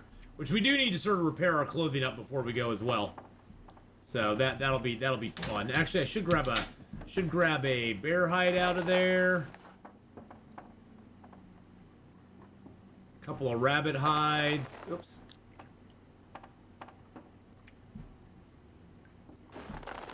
A couple of guts. Great example for new interloper play is at Trappers. If you are harvesting and cooking outside the cabin and you aren't careful of Stink, the wolf over the hill will walk up to you and wreck. Yeah, it will. Yeah, you know, Rook Nick, I had these rabbit hides on me. I thought they were cured. And then I was noticing they were going down in condition. And I was like, what's going on? And then I looked at them and I was like, oh my God, I've had these on me for like forever. I've had these on me for such a long time and they're not cured yet. And so I had to put them down and they were at like, they almost failed on being cured. Almost failed to get cured because I was so negligent. Almost, but not quite. Repair up all my toques. I just can't let the toques go to waste, boys and girls. I just don't. I don't like seeing my toques and my. Not that I ever wear the ear wraps, but I'd hate to have them go bye-bye. We do need to go out and get some fids.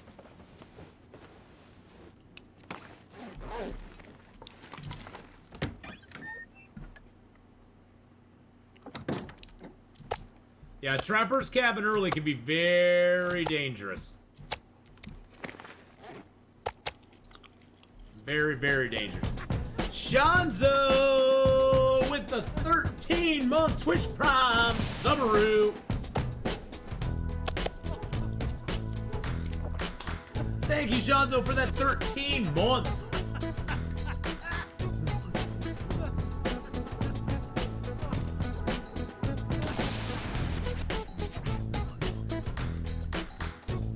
Thank you so much for that 13 months. Lots of love out to you and some points out to everybody else in chat. Subscribed for 13 months. Spider Tech, how you doing, buddy? Is playing TLD and God is in his heaven. Yes, he is right now. I am playing TLD. And it's quite fun. Alright, let's go ahead and fix up the rest of these real quick. I'm just doing it with the sewing kit because I have so many, and it's like, might as well. Now, I don't know. Does anybody in chat know, do clothing items last longer or shorter if you put them into a cabinet? Or is it the exact same if you have them outside of a container compared to putting them in a container? Does anybody in chat know that? Because I've never scienced that out. I guess I could. There's no difference. Okay, so there's no difference. I was gonna say, I guess I could science it and see if it is. Containers do nothing for preserving them. Okay, that sucks. I was hoping maybe they would. Well, I was just thinking maybe it protects it from the elements, you know, or it's like, you know, it's like you put it in a box and it keeps it from getting ruined as quickly or something. Maybe.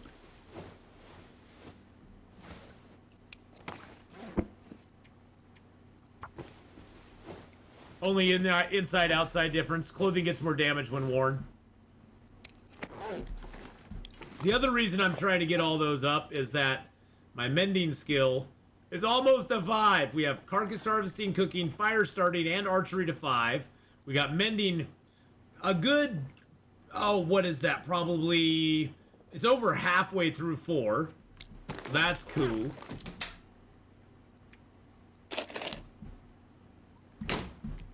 Cass, how you doing? Hello, hello.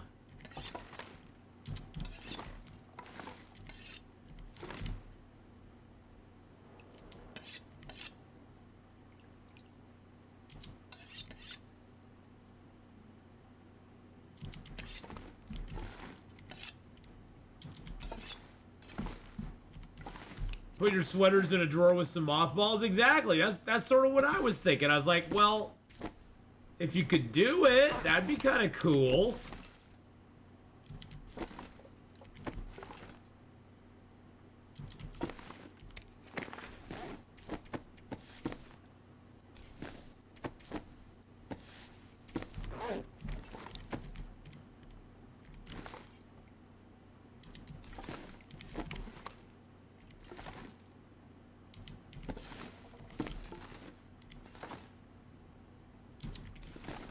Maybe if I move him up a little bit.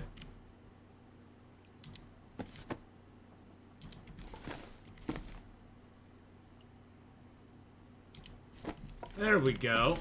Gives me a little more space.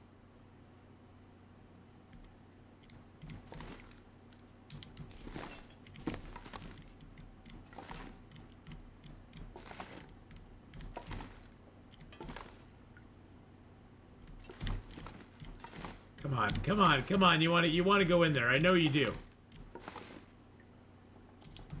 Good enough.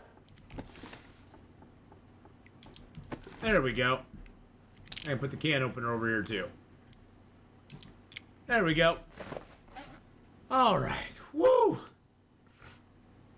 Yeah, in very late game, you're better off taking clothes and storing. Oh yeah, if you're fishing, you definitely want to just take your clothes off and store them in a container. Yep. Same way to prep items for long-term storage would be a nice feature, come to think of it. Oh yeah, well, we've talked about salting meat before. How nice it would be if we could actually salt our meat and have it, like, preserved for longer. It would be really cool.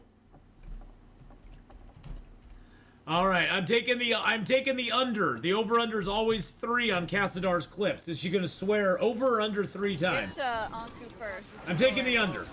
Watch it. No. Let's keep it up. Woo. There's the guy in the back too, shooting up at us. He's coming up. He's there. He's up with you. He's stunned. Get off the roof. Oh, see, I took the under. I took the under and I was right. I'd like it if ruined meat was actually ruined. Yeah, there's debate on that. See, that's the thing though, is that without a long-term preservation tool in the game, I like that ruined meat's not actually like ruined. If they had a long-term preservation thing in the game, something where you could preserve meat for long periods of time, like drying it or something, it'd be awesome. It'd be awesome if they had something like that, but they've never implemented anything like that. So I would be kind of against them taking it away. Not only because I like eating the ruined meat, but at the same time, it's kind of nice to have that, have it available to you. So, yeah, like a smoked meat or salted meat. One of those two things. It's dusk, so night can't be far behind. One of those two things. Yeah, the long dark mechanics are very. It is meant to be more simple. That is for sure. There's always a few things. I've always wondered if level 5 cooking perk was a placeholder for mechanics to preserve meat. It might have been at some point, but you also have to remember, this game was never initially thought of to be a survival game. This was supposed to be a survival story. Is the original concept of the Long Dark. And over time, it basically morphed into what it is today. And I gotta hand it to them for letting it evolve in a very natural way. And letting people sort of have their input and, because, I mean, when the game first came out, there was only Pilgrim. The difficulties levels were Pilgrim, Voyager, Stalker. There wasn't even an Interloper. There wasn't even an Interloper gameplay even available to do. So Interloper is something that came in rather late. Oh yeah, the roadmap was the roadmap was mainly centered around the story, the Wintermute story. The game took off so huge as a survival game though, and a hardcore survival game, that they went with it. And that's awesome. I mean, that from a developer is like a really cool thing, because a lot of, sometimes developers would be like, nope, I don't want it to be that. I want it to be what I wanted it to be, and I'm not giving up an inch. I'm gonna do what I want to do anyway. And so I have to hand it to them for pivoting, keeping their story mode in play, but also enhancing the survival mode as well. Because that's, I think, where the Long Dark really, truly shines over every survival game I've ever played. And I've played a lot of survival games. The Long Dark is still the best survival game out there, in my opinion. Bar none. There's not another survival game I've played that has held my interest or made me go, wow, I want to keep playing that as much as Long Dark does. And sure, like any other game, you'll get burnt out on it every once in a while. You'll lose a little interest. You'll be like, yeah, I'm kind of over it for the moment. But as a general rule for what it is, it keeps it going. And especially with all the new stuff they're coming out with the season pass idea that they're bringing into play, I think that is going to strengthen the Long Dark even more. So exciting stuff coming up, boys and girls. Exciting stuff coming up.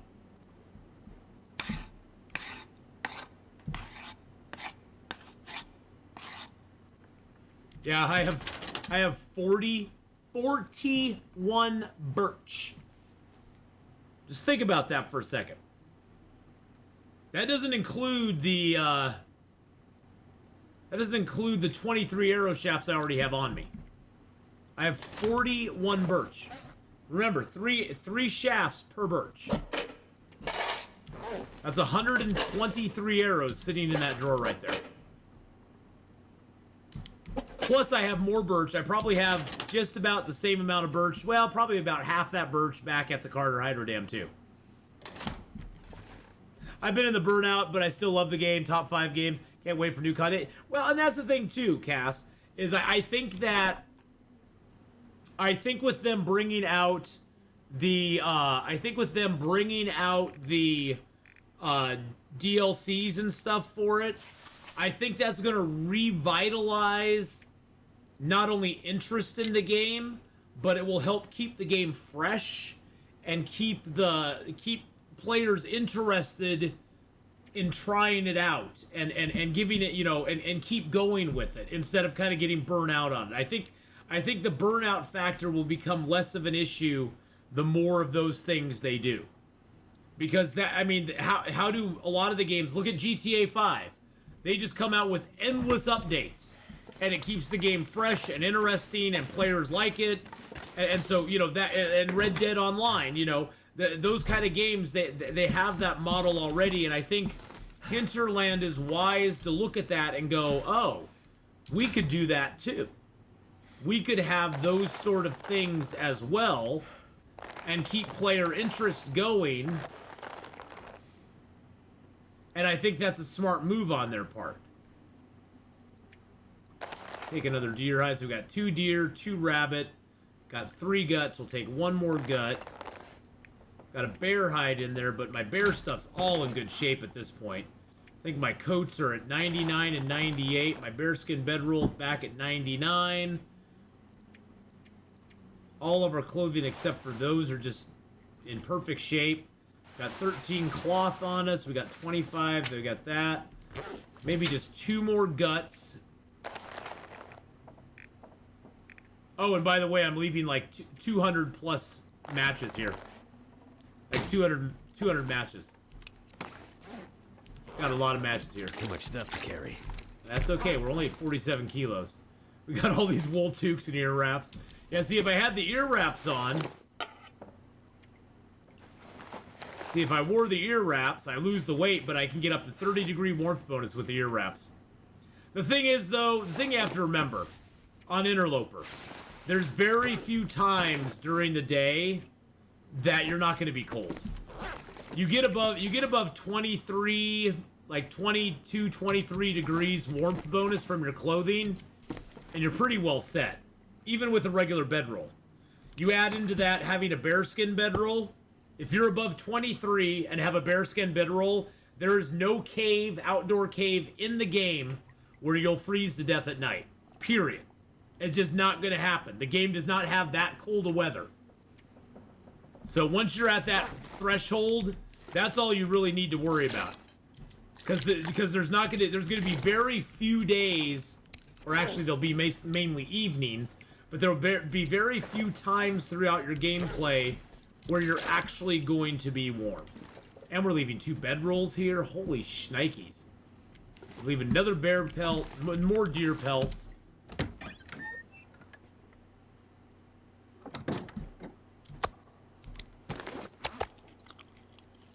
Wow. One thing I will take with me, because I just want to have them, I'm gonna leave that. Yeah, plus fire duration goes up. Yep. Plus fire duration goes up. Plus, as you get like fire making 5, once you get fire making 5, you don't really need to worry about what was I gonna grab? There was something I was gonna grab. Now my matches.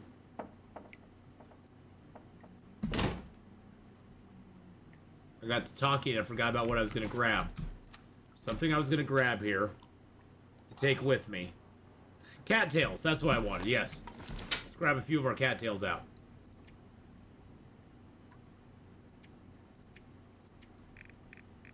Let's just transfer them all. We'll just take them all. Alright. So yeah, you get better fire duration, and so yeah, as the game moves on, once you get that 23, 24% bonus to your warmth, It's gonna be cold outside no matter what. I mean, right now the temperature, the air temperature alone, no wind chill, is negative 44.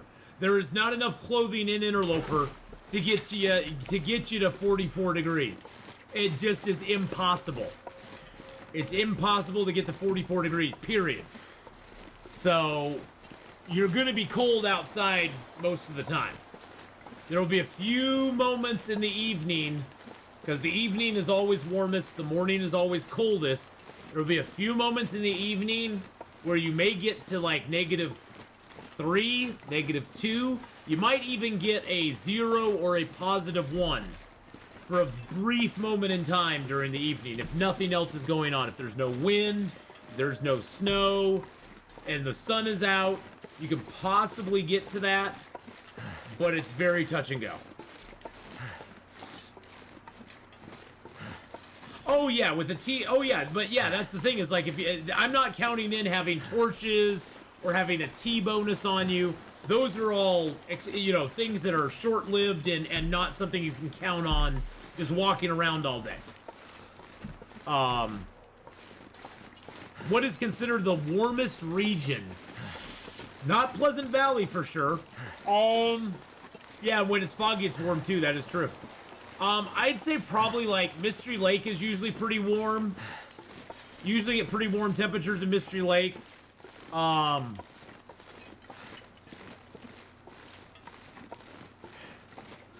I've never Timberwolf Mountain, yeah. Mountain Town. Timberwolf Mountain's pretty cold most of the time. Mountain Town and Mystery Lake are pretty close in temperatures.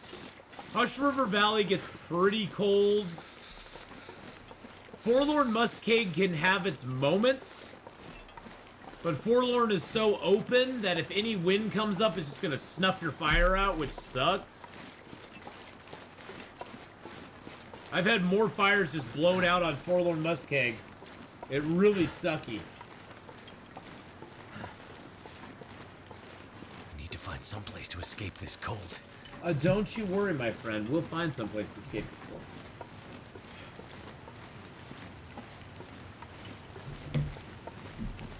We'll find somewhere to escape this cold. Once we get over to Winding River and the Carter Hydro Dam. That's where we're heading right now. Carter Hydro Dam. That's our goal. We got 23 arrows, boys and girls, so we're doing good. Like I said before, we came out pretty unscathed from our 30 days in BlackRock. The fact that we only lost 2 arrows completely in BlackRock is very encouraging. Very encouraging that we only lost 2 arrows. And those arrows are still out there. It's not like the arrows disappear. It's just the damn little wolves ran off with them and I couldn't find the wolves. And good luck finding them now. I did actually lose 3 arrows, but we actually stumbled over one of our arrows. We found one of the arrows just by walking around. We were like, oh, there's an arrow laying on the ground. Well, look at that. Looky there. But yeah, especially in Bleak Inlet and BlackRock, the crows play a huge factor in you finding your arrows, because you can listen for the crows and you can track down the Timberwolf corpses. Because Timberwolves are very... It's not even that they're very resistant to the arrows, it's just that you have a hard time getting a well-placed shot. You're lucky to hit the Timberwolf. You're even luckier if it drops the Timberwolf on one hit. Because a lot of times you'll hit them on their butt, hit them on their side, or hit their leg. And so it does very little damage to them overall, which kind of sucks. Muskeg is very fair with cold. In fact, it is frequently foggy early game. Be helpful for Loper play, but you need to know the map. Yes, definitely need to know the map in Forlorn. If you don't know the map in Forlorn, I wouldn't go there if it's foggy. I struggle with the fog in Forlorn Muskeg, and Forlorn Muskeg is a zone that I know pretty damn well. The biggest problem with Forlorn is you have all those icy patches that are weak, and you have to navigate around them, so you can't just go in a straight line. You have to kind of follow some of the snow, and then if you go to the wrong place, you've now sort of screwed yourself later on trying to get to the good place. Or get to the place you want to go. Hello, Mr. Crows. Did you leave me feathers? Yes, you did.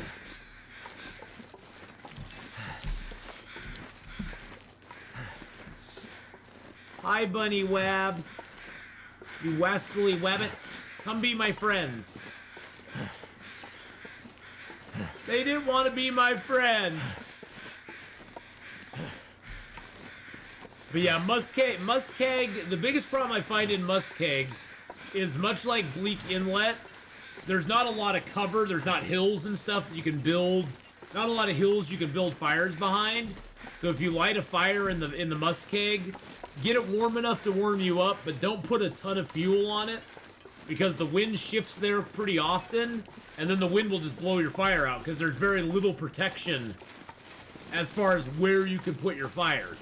You can find a little hidey hole here and there, but then the wind will just shift and come in and get you. So it can be a little bit on the frustration side. There's a nice little fire spot near the high blind in Forlorn Muskeg. The high blind sort of sits between the Mystery Lake entrance and the forge. And the high blind has a nice little spot down there you can build a fire on. The only danger with that fire is that if you try to cook teas or coffees on it, it instantly burns them. It's a glitch in the game. I don't know if they'll ever fix it or not, but it instantly burns your coffees and teas. And so it's kind of sucky. So don't do coffees and teas there.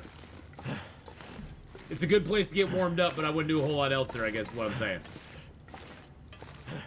Hey, at least we'll get a little bit of coal in here, right? We haven't been here for ages and ages, so coal should have respawned. What's that one say? Kaplan's Cairn.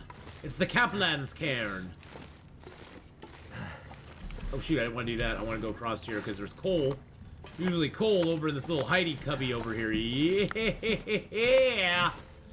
Yeah, baby! And that's one thing to remember is all of these caves respawn coal. The Grief's Point Cairn. So whenever you come through these, if you've been gone for a little while, you want to research the whole thing. I still say, so here's my biggest thing I want them to do. I want them to auction off the story is not yet written Cairns, still have the backer number on it, still say, hey, this is backer, you know, so, thank you for your contribution, but I want them to auction off the Cairns that have nothing written on them and let people buy the right to put a message on them. Of course, they'll have to, you know, they would have to moderate the messages and, you know, there wouldn't be, you couldn't just put anything on them, but wouldn't it be cool if you could actually purchase the right to put your own message on a cairn? That would be so cool. For those of us who never got a chance to support the game back in the day, it'd be cool to pay, you know, be able to pay $20 to put your message permanently in the game or something. That would be kind of neat. That would be kind of neat. It would be a neat thing they could do for us. And it would also take those care, because obviously the people who've not contributed their messages yet, by this point, those people are probably no longer playing the game. Those people, you know, backer 3013, I appreciate that they backed the game in the beginning, but those people are not actively playing the game or caring about it because they've never submitted their message. They've never done it, so it'd be really cool if they did that, and it'd make them a little bit of money. They could make a little bit of money off it, and they wouldn't have to take away the backer's name, or they could still credit the backer on the cairn, but backer 68 would still have his backing, but he wouldn't, he would no longer. He's basically. They could send out a final email to all the people who were backers and say, hey, we're giving you 90 days notice that in 90 days we are going to auction off the cairns that have not been that don't have messages written on them yet. If you wish to have your message on the cairn, you are free to do that. you won't be charged anything because that was something we promised in our original Kickstarter. But after 90 days, we're going to auction them off, and you have basically, by not putting your message in after that 90-day period, you will still have credit for backing it, but you will have relinquished your rights forthwith on putting a message on the Cairn. It's like, why not? That'd be like a cool thing to do. It would still give those people the opportunity to get their message on it if they wanted, but it would give the rest of us an opportunity to put messages on them too. I know I would try to buy one. I don't know what I'd put on it. Coal is king is probably a cool little message to put on it.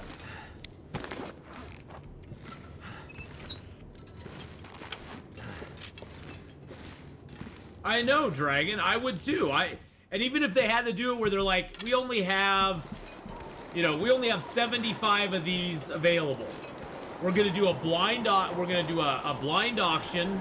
You can only win one. You can't win a whole bunch of them. You can put in one auction. You can put in one auction amount, and if you're one of the top 75 bidders in the auction, we will allow you to put your message on a Cairn. Oh, well, there's 165 Cairns in the game. There's 165. But I'm just saying, for example, if they sent that email out and say there's 45 Cairns in the game right now that have messages on them. They sent that email out and got 30 more people to, say, oh, I do want to put a message on mine. And then they had 100 left or 75 left or 95 left. They could auction them off, or they could just outright just sell them. They could just say, hey, we're going to sell them, it's not going to be cheap. We're going to sell them at 30 bucks a pop.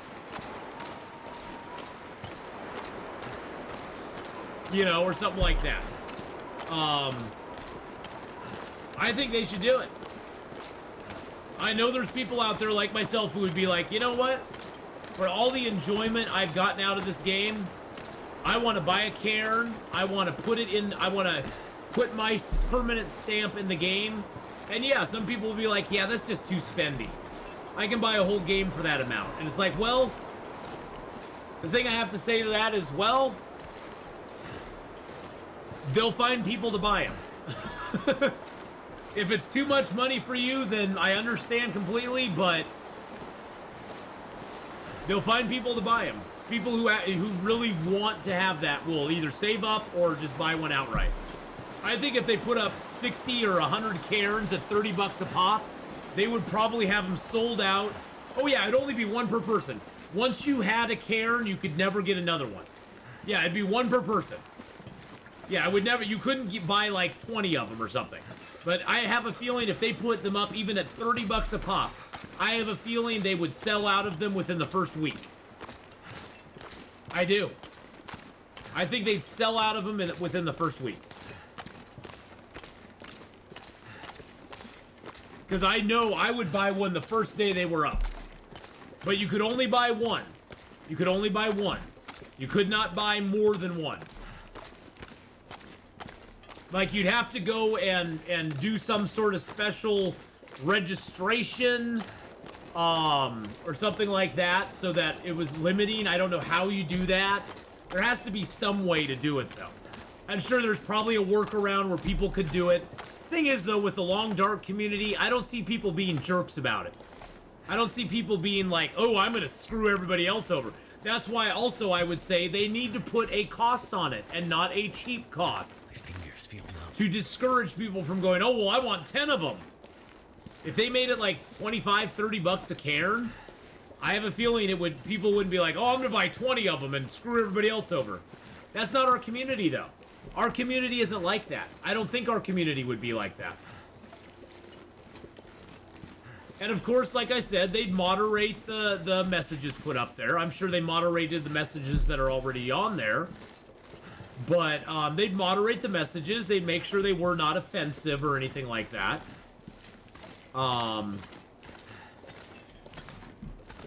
So I think it would be great. I know I would buy one in a heartbeat. Do you know how much the backers gave in order to have a Cairn in the first place? I don't know. But that's the other consideration to take into account too, is they may have to go, well, the backers had to back it at, you know, $75 a backer, but, you know, when you think about it, so $75 per backer, but they're giving them a second chance now to get their message on it if they want, because they'll email everybody out 90 days before this happens. So they'd message out everybody, give them another 90 days to get their message in if they wanted.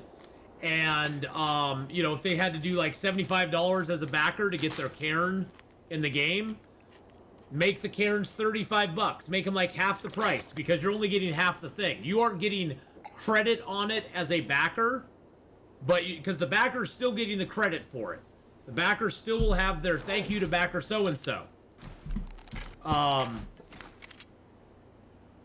That awkward moment, I'm at the bottom of the rope and broken railroad. I forgot my bedroll at the top. Ruh-roh, Raggy. Awkward. But yeah, they could totally do something like that, I think. But yeah, I don't know how much backers had to pay to get their thing back, you know, to be a backer in it in the first place. To get a Cairn. To actually get one.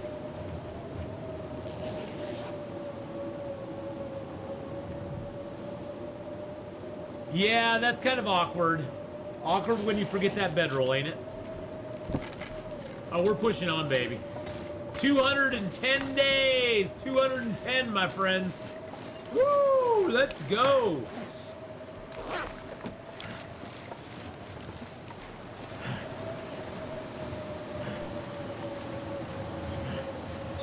Now, this weather will ruin your clothing. This weather wrecks your clothing pretty fast.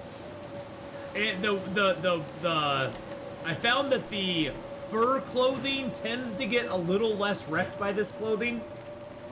It seems that it wears down slower than, say, the man-made stuff, but, yeah. It does wear it down pretty quick. Woo! It is snowing and blowing, my friend. Snowing and blowing out right now. But yeah, that'd be, I think the Cairn thing would be super cool.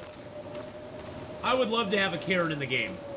And I'd always go to that Cairn. Every game I'd go to that Cairn. I'd make a little shrine around it. I'd be, look boys and girls, it's my Cairn in the game. I'm so happy. I would be so happy too. It'd be so cool to have one. But definitely, Dragon Fox, the dragon named Fox. They need to make it. They need to make it cost something. Because that way the diehard fans are the ones that really get into it. I mean, I'm not saying charge $1,000 a Cairn, but at the same time, make it more than $5, $10, $20. I think they should do that. Because the diehard fans would do it. The diehard fans would do it. They would be like, okay, I'm going to skip buying a new game this month because I'm going to buy a Cairn in the Long Dark instead. I'm going to buy myself a little piece of history. A little piece of a game. It's sort of like how, you know, the public owns the Green Bay Packers. None of them own a controlling share, but the public actually owns shares in the Green Bay Packers. And it's not, you know, and you know, that's something that's kind of cool. Die if I don't warm up soon. You kind of own a little piece of the game in that sense. So yeah, Hinterland, call me. Call me. I got some ideas for you. Make a little cash for you. It's like a little memorial for yourself for all the good times. Exactly. Not even just the good times though. Bad times too. I think I have become more defined in the Long Dark by the bad things that have happened to me than the good things in some ways. I mean, all you have to do is look back on day 473. That was a defining moment early in my Long Dark plays. That was a defining moment that actually made my channel grow and got me like very interested in getting better at the game and trying out different stuff. That right there is like a defining moment.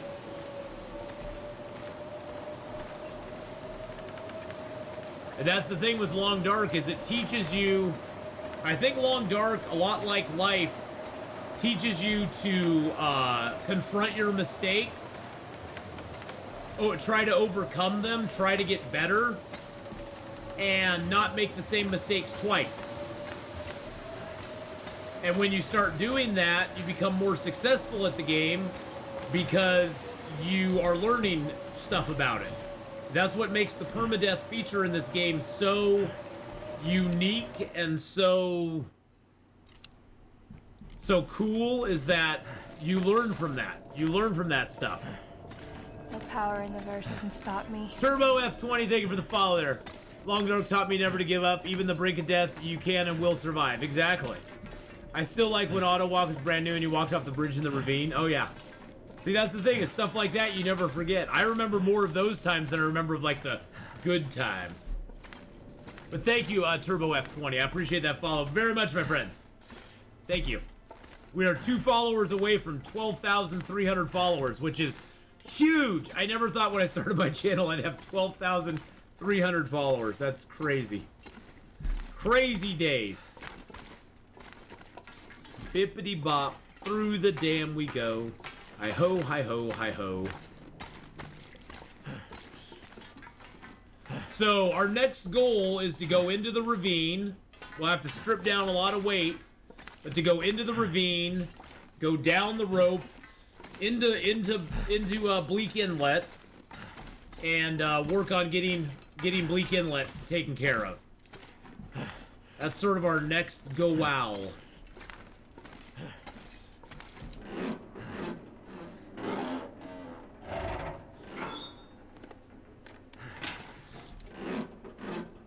I guess maybe I didn't have a pry bar when I came through here. I'm not going to find it much on day 200 in those, but I guess I didn't have a pry bar.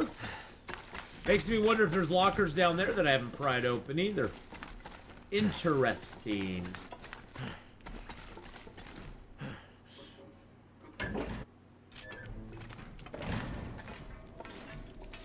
Auto walk is a nice feature, but it's dangerous to use in certain places. Like in here, auto walk's fine. There's nothing that I can fall off of in here that'll kill me. But auto walk is very dangerous in some places because you'll take your hand off the. Because even when I'm auto walking, I usually have my my hands by the walk buttons, but it's like it can kill you. Remembering the Aurora incident? Oh, jeez Louise. When I died by cutting down a box out there, oh god. I was standing on a electrical wire. I was like, oh, I'm gonna cut this box down. It's almost nighttime. So I'm gonna cut this box down before it gets to be night. And right as night set in, the Aurora came on and fried me while I was cutting the box down. I had no idea what was going on. Not a clue what was going on. I was like, what just killed me? I'm so confused.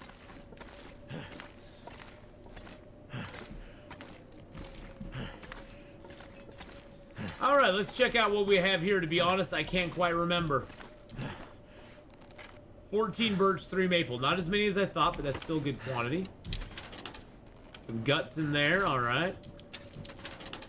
Got some rabbit hides in there. Very nice.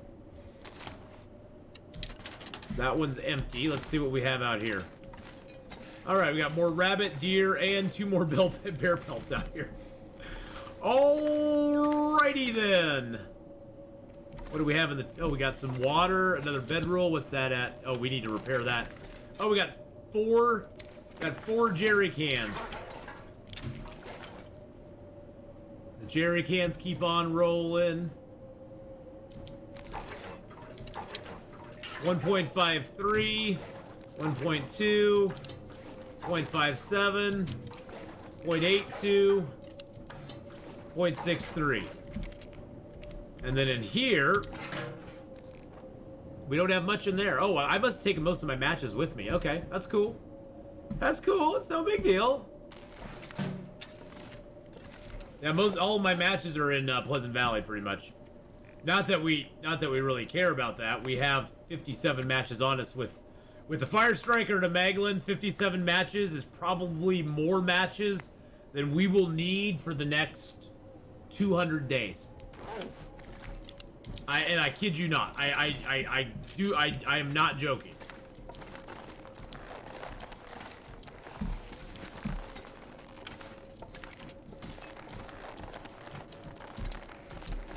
Pick up all our cured stuff. Let's just dump those 4 hides in there. Oops, nope. Put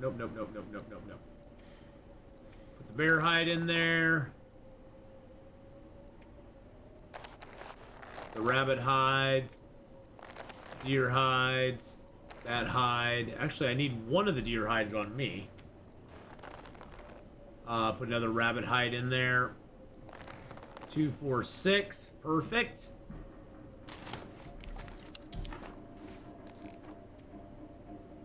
I already have a maple and some guts on me for another bow.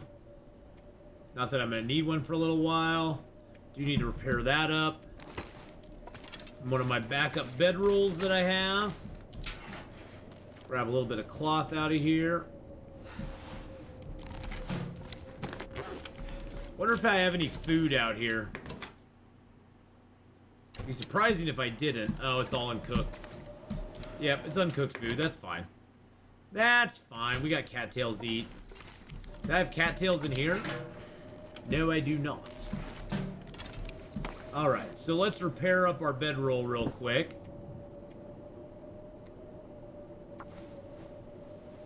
If we can do it before nighttime sets in. I don't think we'll get it done this time. I think it's gonna be night, but we got it done. Look at that. Look at that. Look at us there. Look at us. I get to sleep on this bedroll tonight. Eat some catty tails down. We're gonna be living off the land for a little bit, boys and girls. I don't think I ever killed the moose in Mystery Lake. I don't think I ever did. From what I can see so far, there was 6,966 backers. They've pledged $256,000 Canadian. Wow. That's pretty awesome, though. That is pretty freaking awesome.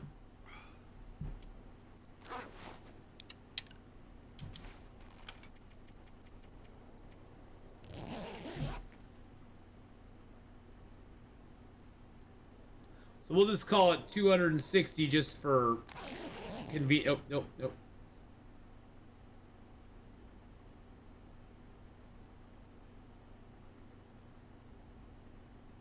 So that's about 37 bucks a person on average.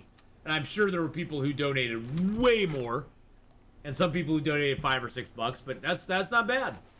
That's not bad. That's what crowdfunding's all about, though. Oh, I guess I can still sleep for a little bit longer.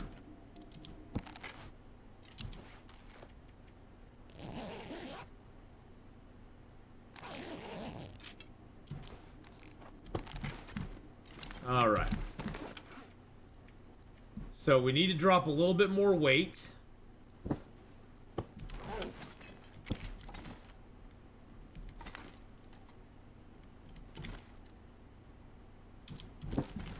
What else can we drop?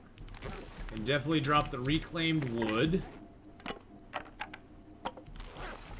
And drop the sticks. Actually, you know, I probably should take a little more wood with me to the ravine. Hunt a couple wolves there. And then... yeah, that's probably what I should do. Let's drop,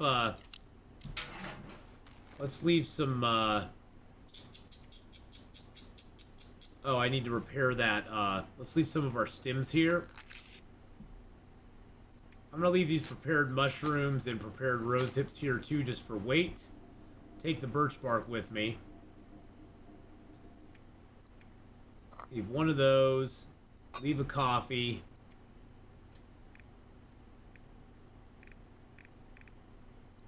God, it's so hard getting down to weight sometimes. Because, like, I want this, and I want this, and I want this, and I want this. I want all these things and I can't have them all. Give them all to me, damn it. Their goal was 200,000 Canadian. They got 256. That's awesome. That is awesome.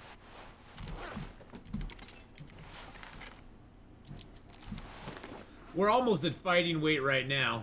If I drop the 3 sticks, that gets us pretty dang close. Drink a little water, that'll probably pop us under. Yep. Alright, we got our full kit, we're ready to go. Oh, I was gonna take a little bit of coal with me and leave it in the cave there. Yeah, that's fine, that we're too heavy. That way if we get a deer, we can cook them up and not have to lose any fuel going into Bleak Inlet. Ooh, wow, look at that day. Look at that morning. That beautiful morning. On a Sunday afternoon.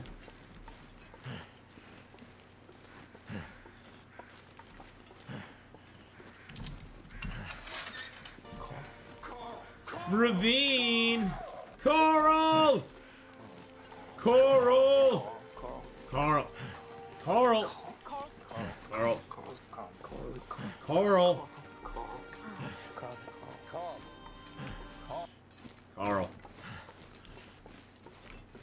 Coral! Let's go, Coral. Let's go, Coral. Somebody texted me. What's this all about? Okay. All right. Let's see if we can snag a deer. We definitely need to get a little bit of food in our belly. We're now living animal to animal, really. We don't have a lot of cattails on us, so kind of sort of have to be a hunter at the moment. Hunt me up some deer if they're around. We haven't been here in ages, so they should be around somewhere.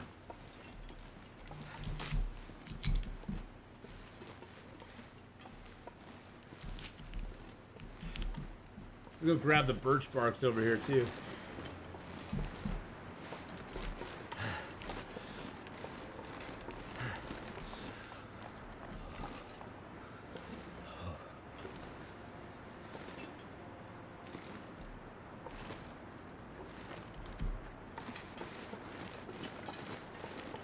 There he is.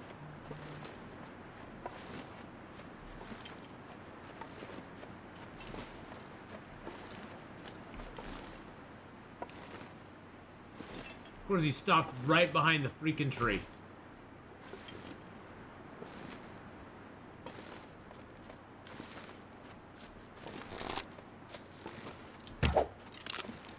Oh shoot, I shot right behind. I overshot him.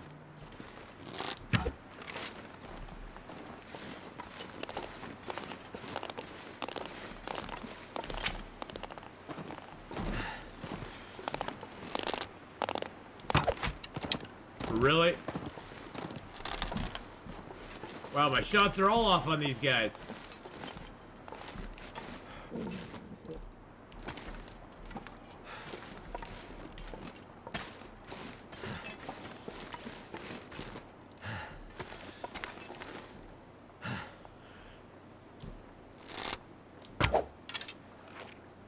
Got him too, but he's gonna run away as well. Well, that's 2 deer we'll have down. Nice thing about the ravine, they can't go very far. Alright, we got 1 dead. 1 dead right down there. Perfect.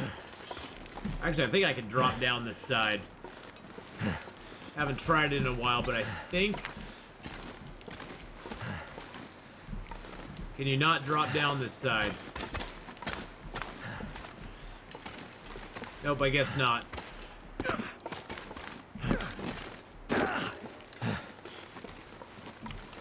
I thought I could, but you can't. Doesn't work so well. Can't feel my hands. We might be able to get a mag lens fire out here too, which would be super duper nice. See, it's evening. No, it's actually morning. I thought it was evening already. It was so warm out, I was like, wow, it's actually pretty warm out here.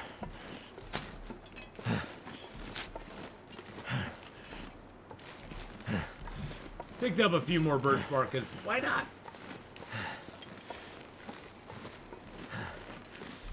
Yeah, the ravine is really great. Birch bark actually respawns. Ooh, 100% chance with a mag lens. Let's go. Let's go.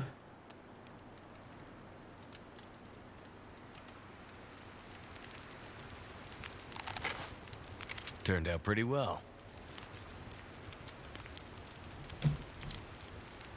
All right, let's throw a couple coals on there. Harvest this dude up. Always use your hacksaw when harvesting, by the way.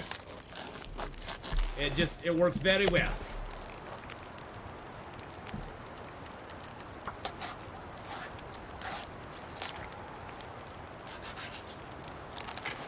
Well, that wind could be bad news for us. The wind could blow our fire out, boys and girls.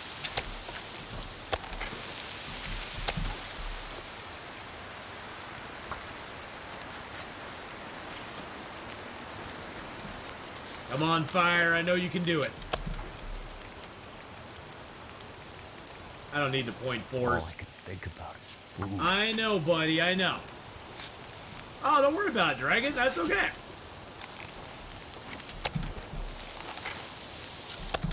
Oh, yum. Yum, yum, yum. Yum, yum, yum, yum, yum, yum, yum, yum, yum, yum, yum, yum, yum.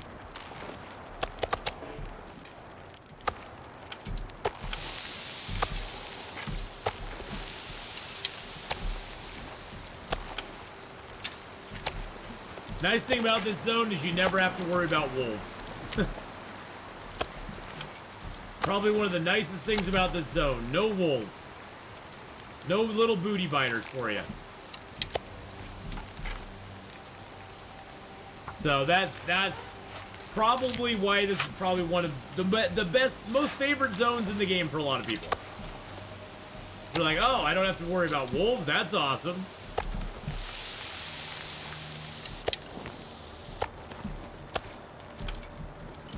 Pretty good sized deer. He had 8 kilos of meat on him.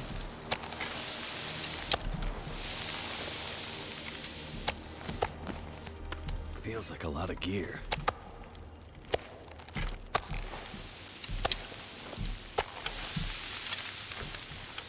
Well, that worked out good for us. The wind actually went by, so.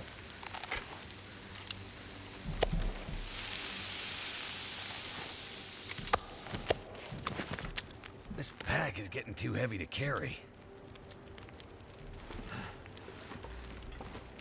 Yes, it is, but that's okay.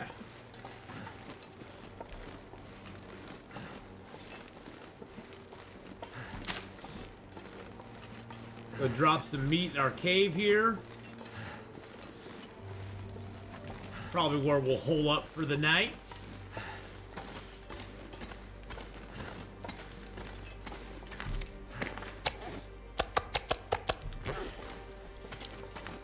Leave ourselves some guts and hides curing up here too.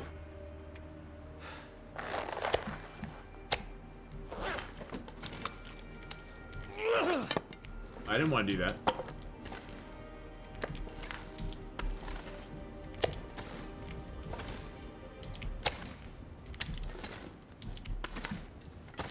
Let's see if we can find this other deer out here.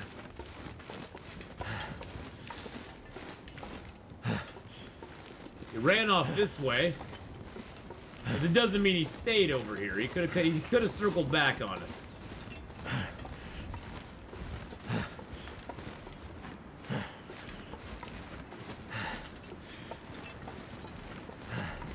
I don't think he did, but he could have. It's always possible. One of the reasons I love living in BlackRock, exiting to go on expedition made safe food as you left. Oh yeah.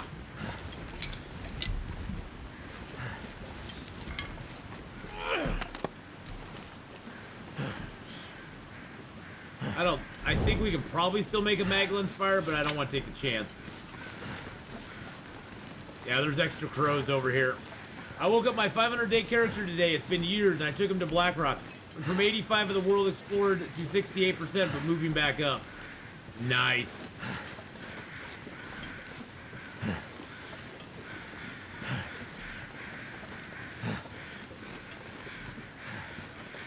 Big deer dead over here. Yep. Wow, he could not have gone pretty much any further than he did. Little bastard, you had to run all the way down here, didn't ya? Didn't ya?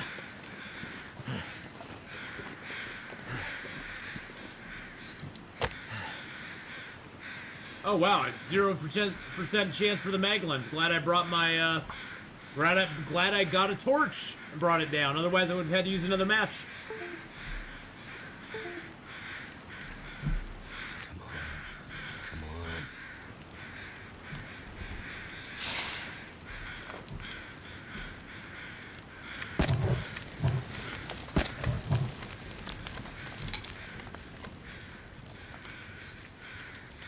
I think I'll just harvest this guy the old-fashioned way.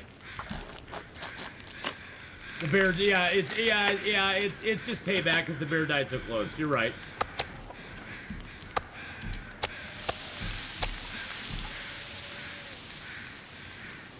How long was this to cook? 39 minutes.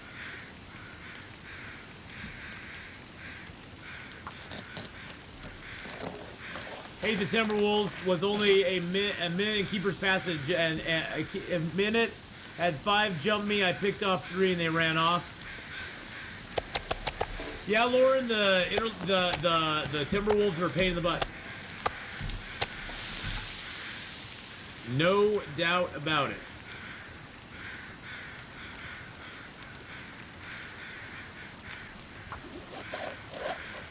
No doubt about it. They are a pain in the bootay.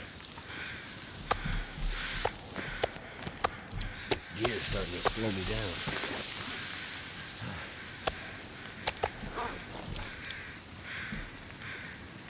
Take that with my hands.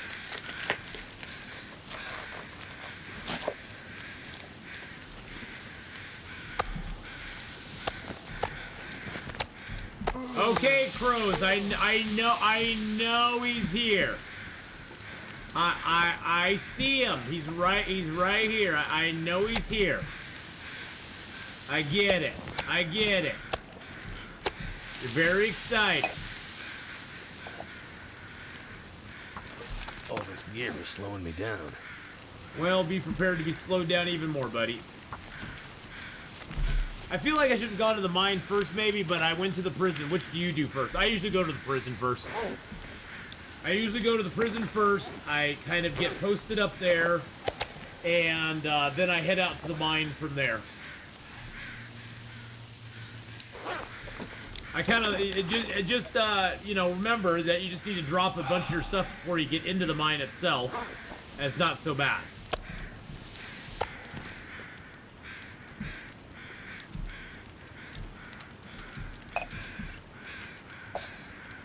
So yeah, I usually go to the prison first. I get that out of the way early.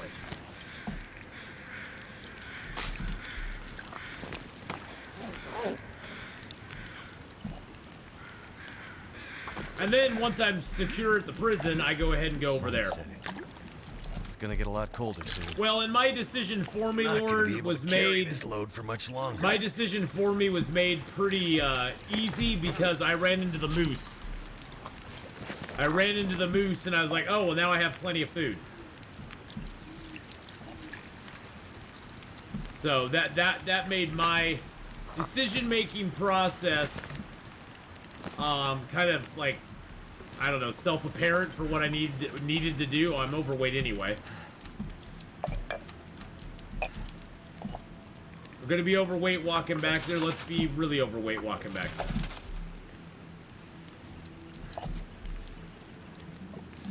MC with the 7-month resub.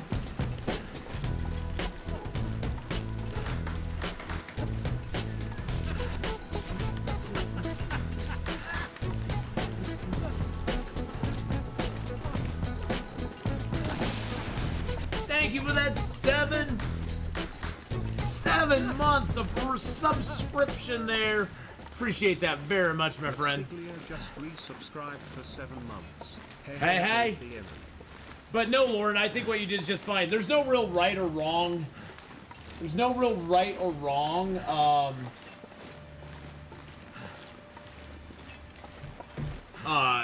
Thing to do in BlackRock. You can go. Usually, my entrance strategy is through Keeper's Pass. I pop out, go to that little radio control hut there, because that gives you a good little base of operations. There's usually Timberwolves around it, so you can take them out. The nice thing about that place is that it has a fence all the way around it. The Timberwolves can get into that fenced area, but they can't climb stairs. So you get on the stairs and you can just pick them off. And then, once I'm done with them, then I move over towards the BlackRock prison itself. Frank! Oh my goodness, 28 years!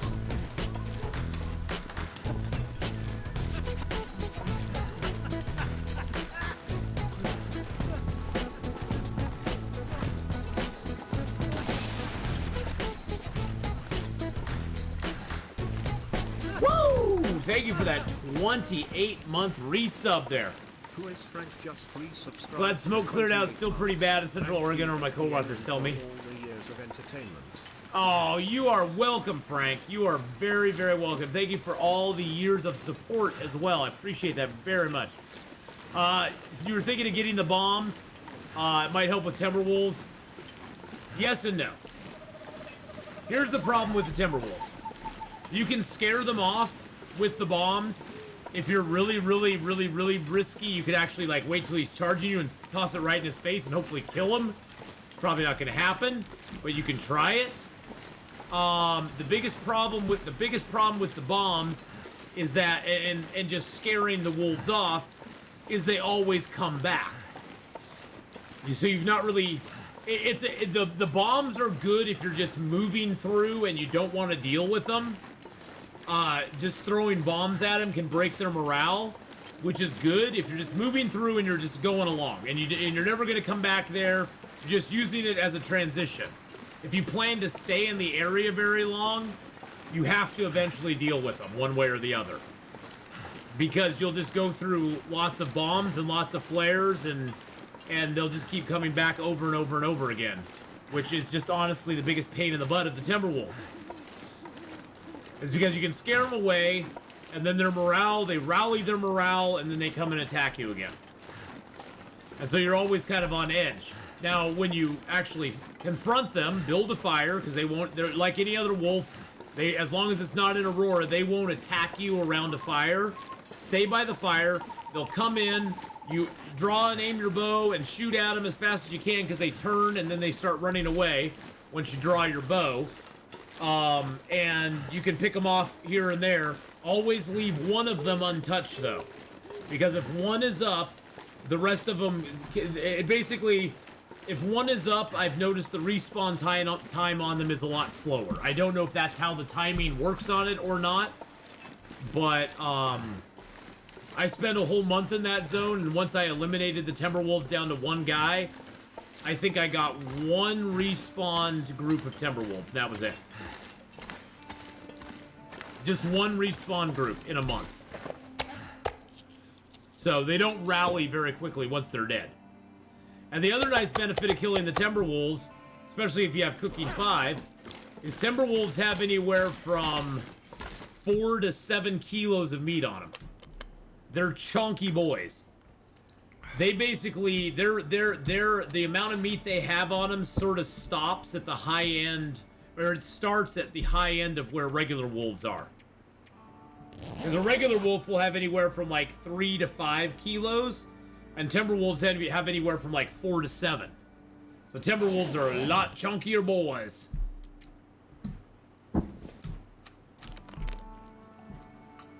Alright, so we got some food here, we got water here. A little food. How much do deer have? Deer usually have anywhere from 6 to 8 kilos on them. Sometimes you'll get a big deer and he'll have like 9, but that's pretty rare. But 6 to 8 kilos is pretty common for a deer.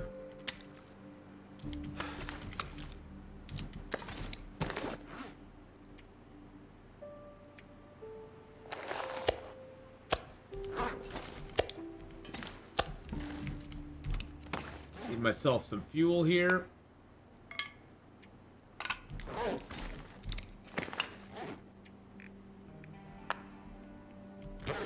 We're almost there. Okay, we gotta leave some water too, don't we?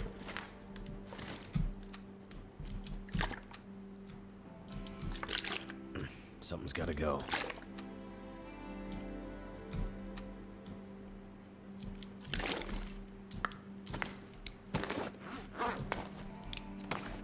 Alright, there we go. Good climbing weight, let's go. Woo! Let's go, baby. There's some bags over there that I didn't harvest. I just didn't want the little bits off the deer. It's like, I don't want no little bits. The little bitty bites, I don't want those. I don't want the little bitty bites. I'll survive without them this time. Oh god, I'm just playing along, having fun. It's now been 3 hours and 19 minutes. I was gonna switch over and play a little of The Infected tonight. We'll do that. We'll do that in a minute. We're gonna get to Bleak Inlet first. We're gonna get to Bleak Inlet first. So, we're gonna get to Bleak Inlet. We're gonna get to the radio tower, or not the radio tower, but the watchtower, and then we'll call it a session. I think that'll work good. I also need to take a potty break here soon. My bladder's telling me, it's been a little bit, sir. Hello, Mr. Rabbit. Don't run. I just want to pet you. I just want to pet your furry head.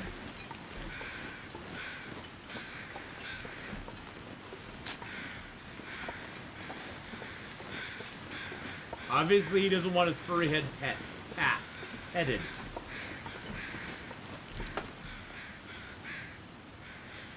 Yeah, last night, Lorvax, we now have 3 aluminum extractors, 2 cobalt extractors.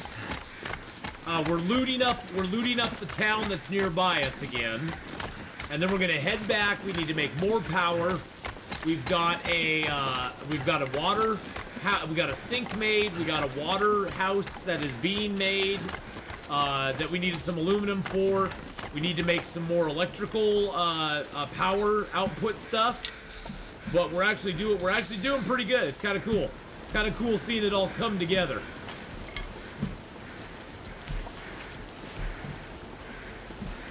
Oh, that was 4 Feathered Joe. Hey, dude, I'm glad you gave me 4 feathers. Thank you.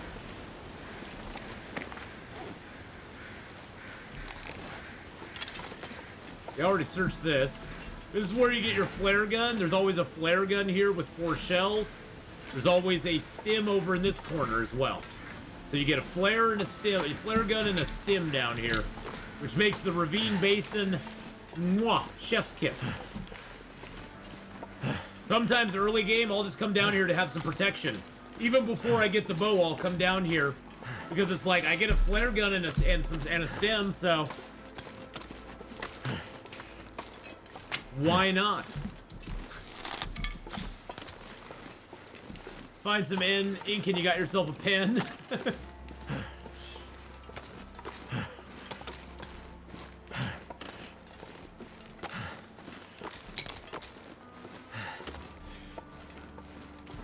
Feels like Ice Spikes got nerfed a bit. I need to drop something. But I was tired and a blizzard was starting hard as hell. Yeah, the spikes got a protection nerf. These used to have 10% protection and now they have 3. I mean, I like them just for the fact that I've had a few sprains, but it was always when I was on very extremely steep terrain. It's making my head feel thick. Very extremely, like very steep terrain. And so I'm glad I have them.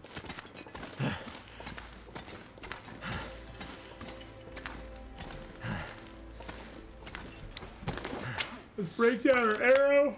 Woo.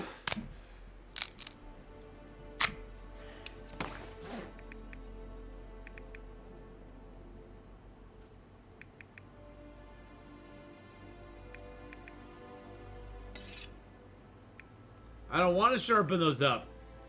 I want to wait till I get to the, I want to wait till I get to the place I want to get to. These are all cured, right? Okay, all that's cured. Got my feathers in that. Got my arrowhead in my arrow shaft. Okay, cool.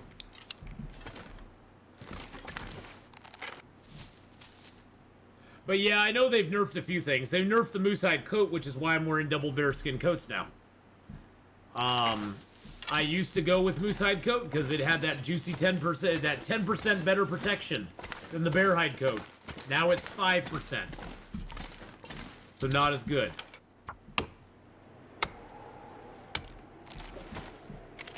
Might as well get a few pieces of fur.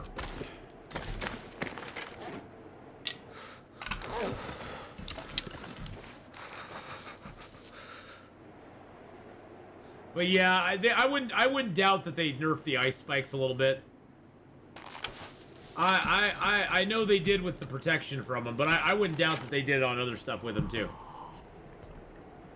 It would not surprise me in the least bit. I do have a few cattails left on me, right? Yeah, I got 12. Okay, we're good.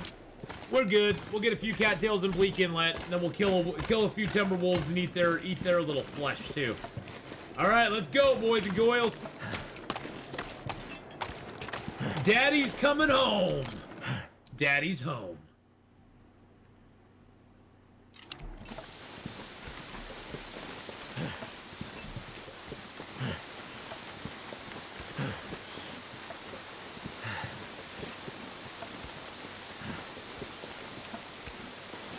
Yep, I know very well of that spot, Lauren. Yep, that spot I actually I didn't know about for a long time till a viewer pointed it out to me. I usually don't go down there because even though there is a flare gun there, there's no flare shells. It's like, why do you give me an extra flare gun but no flare shells?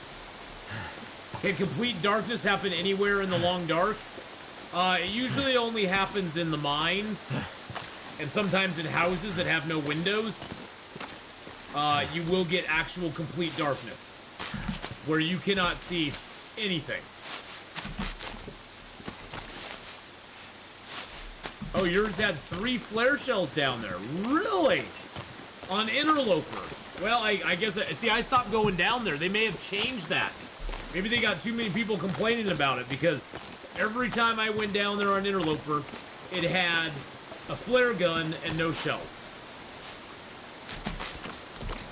Well, that would up our flare shells to 15 on Interloper, which would be really cool.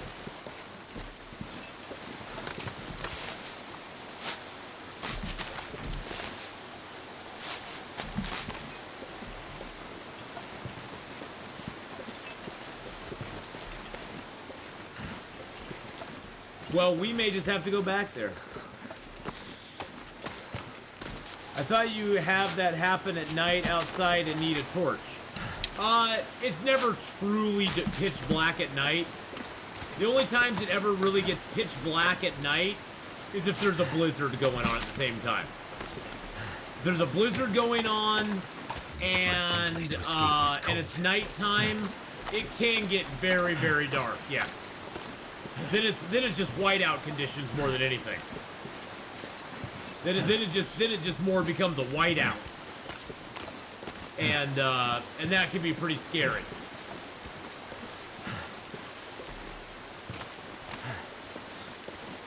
But generally, if there's not a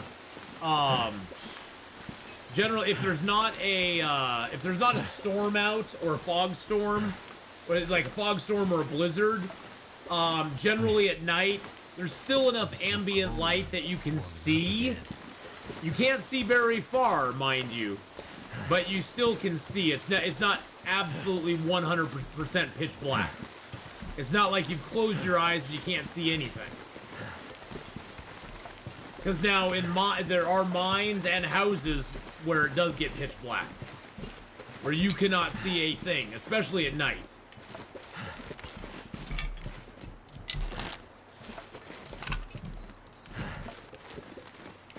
There's Timberwolves down there. My past encounters make me believe that they don't attack you on the first pass, for some reason. I don't know why. And sometimes the back of these caves can get really dark, too. But that's why you always want to carry a lantern around with you. Which I should have filled that lantern up before I left my house, but don't really need a lantern too much in this area anyway, so. This'll come in handy. That's kind of a useless bed. Out here in the cold.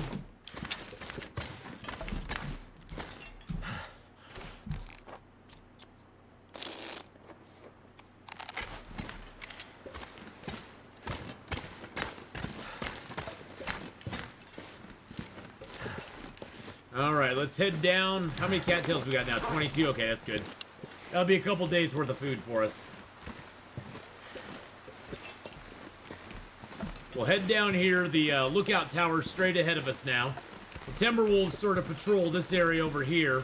There's usually 4 of them. I've never really seen 5. There's usually 4 of them, but in the past they haven't attacked me right away. They'll run from me when they first see me. Which I don't know if that's programmed in or if I've just gotten extremely lucky. But I usually try to hug this wall here. Oh no, I guess I'm not gonna get lucky this time.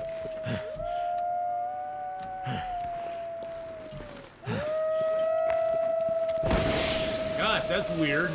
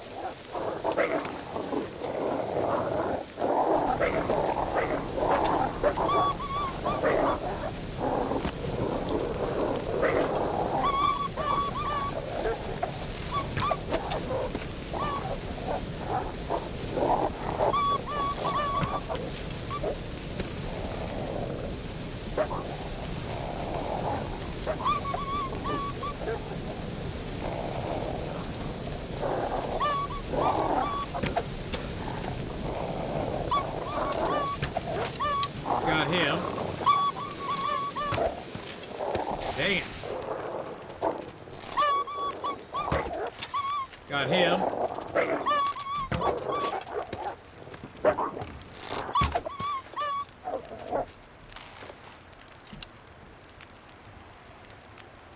Come back here, old wolfies.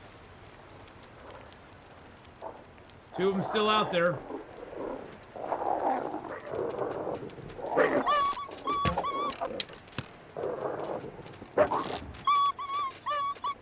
My fingers feel numb. Got him too, okay.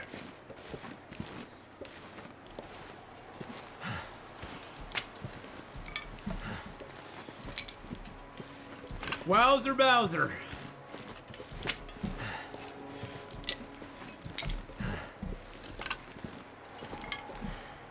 I had 19. I shot a couple arrows over this direction, didn't I? There's 20 arrows. I shot one way into the distance over here. Just want to lay down for a bit. Yeah, but we're not ready to do that yet, my friend. That's a stick. I know I shot an arrow like way over here. Yeah, the too windy to make a fire, that was just a suggestion. I took it under advisement and I discounted that suggestion.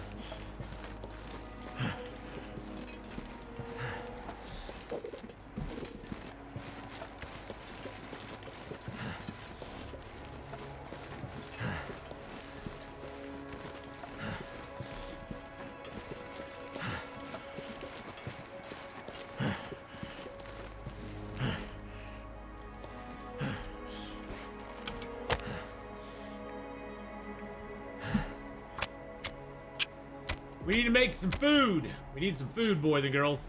Well, we got most of our arrows back. Come on, come on.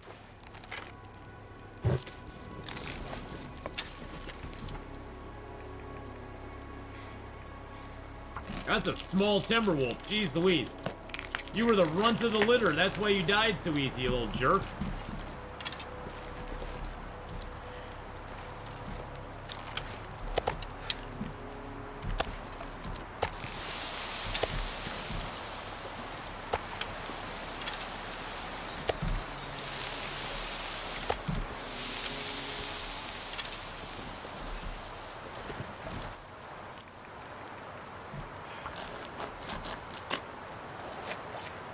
I think I shot more than one. You think I shot more than one to the left and missed? Yeah, I think I did too.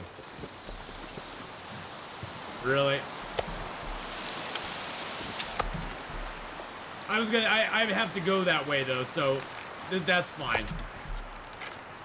Then I got to come back out here and find my other arrows too. It's starting to weigh me down. Yeah, I think I shot one that went way out there too.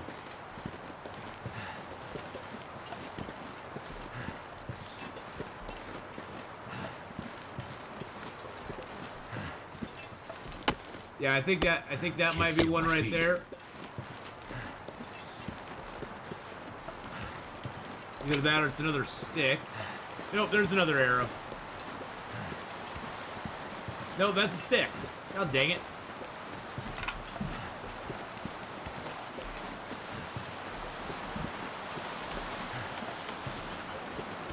Is that my arrow or is that another stick?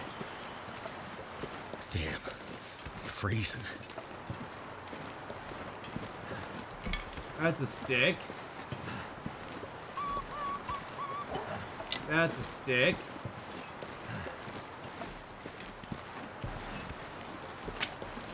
I know I shot one way out far, and I don't think I collected that one. I was rewatching your Long Dark Hunted challenge and had an idea you might like. What is that?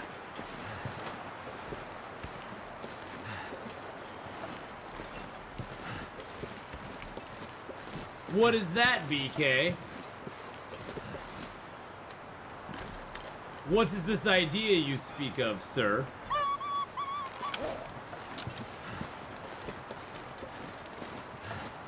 The Hunted, but with modified stream loot stack. Ooh. That would be interesting. That'd be interesting to try. You know, that'd be interesting to try a challenge, try some of those challenges with the stream loot stacks. I never thought of that. For Halloween, ooh.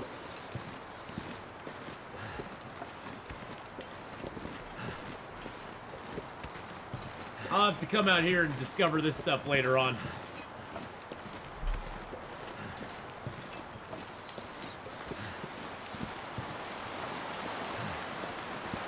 That was my next idea, revisiting the challenges.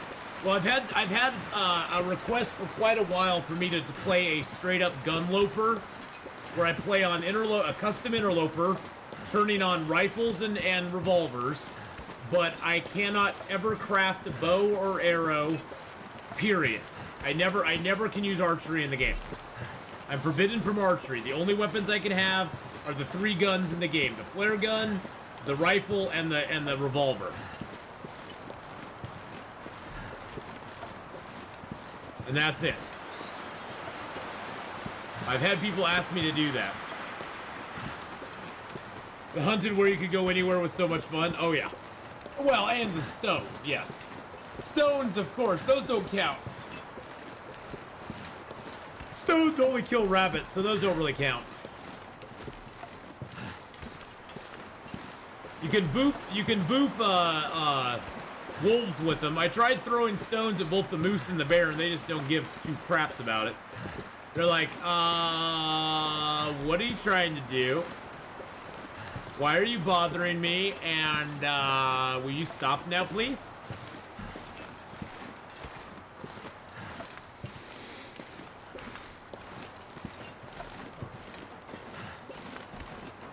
I know, a slingshot would be awesome to have, wouldn't it, Frantic? I think a slingshot would be like, that would be so cool to have a slingshot in the game.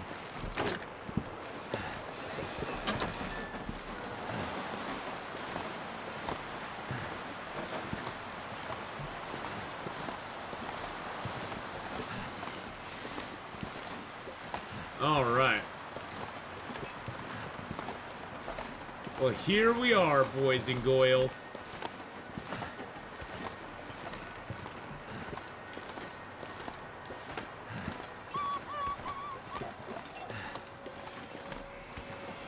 The moment in The Hunted where the old bear ignored your fire and flare gun and ate your face was so funny.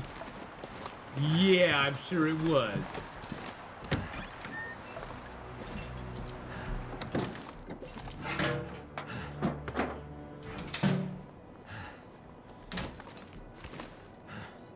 I'm sure that was really funny. Well, it was funny for you. It wasn't funny for me.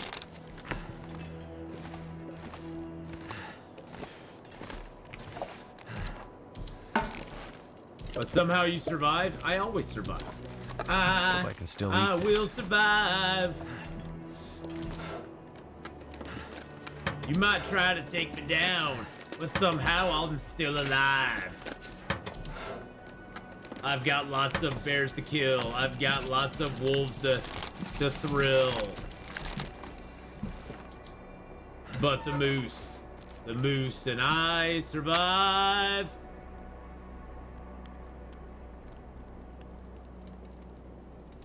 Yeah, the hunted where I just kind of ambled around the zone was pretty cool. I like that a lot.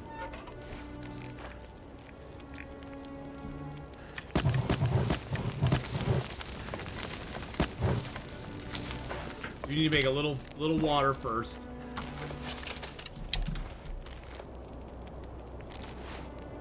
Found a pry bar and it broke on the 4th locker attempt to unlock. My guy was exhausted and nearly died, so maybe that's what broke it so fast? That sounds like a total glitch. I've never had that happen on one of my runs. That is so weird. Never put this food in there because it'll disappear. Bad food you can still eat, just don't put it in a container.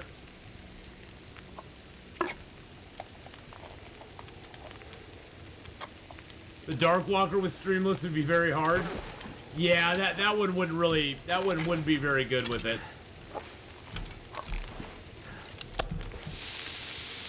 Hey, Bleak Inlet, here we are. Not sure why I feel so tired.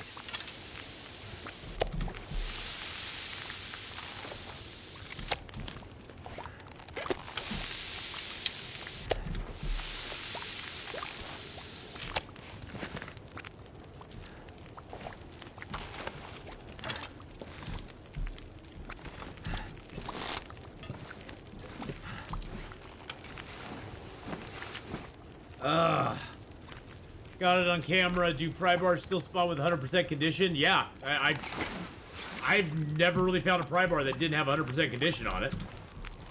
I don't know why it wouldn't spawn with 100% condition. All the pry bars I've usually found have 100% on them. It'd be very odd if they did not.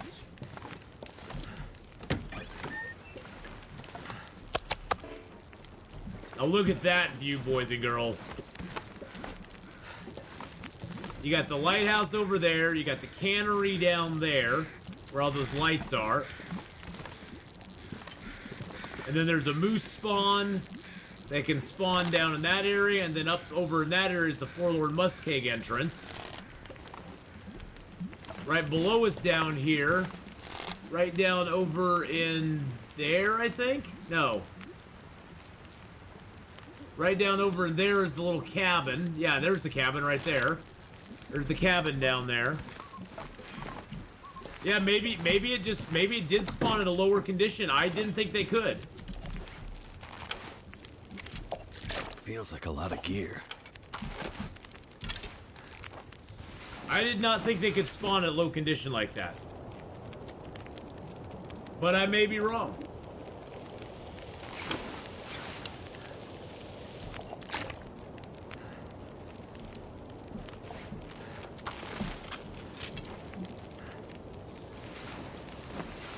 I may be completely wrong. Oh, that's where you found... Yeah, maybe it's just that one. Maybe that one is bugged or something, because all the other ones I ever find are always in great shape. I'm gonna drink down a birch bark tea just because I want to get my health back before we do stuff tomorrow. I'm gonna drink down an herbal tea.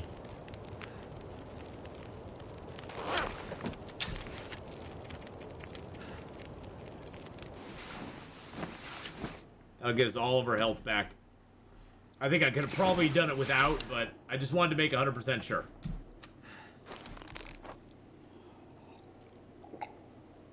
Alright. So, let's pass time for an hour. Boop-a-doo.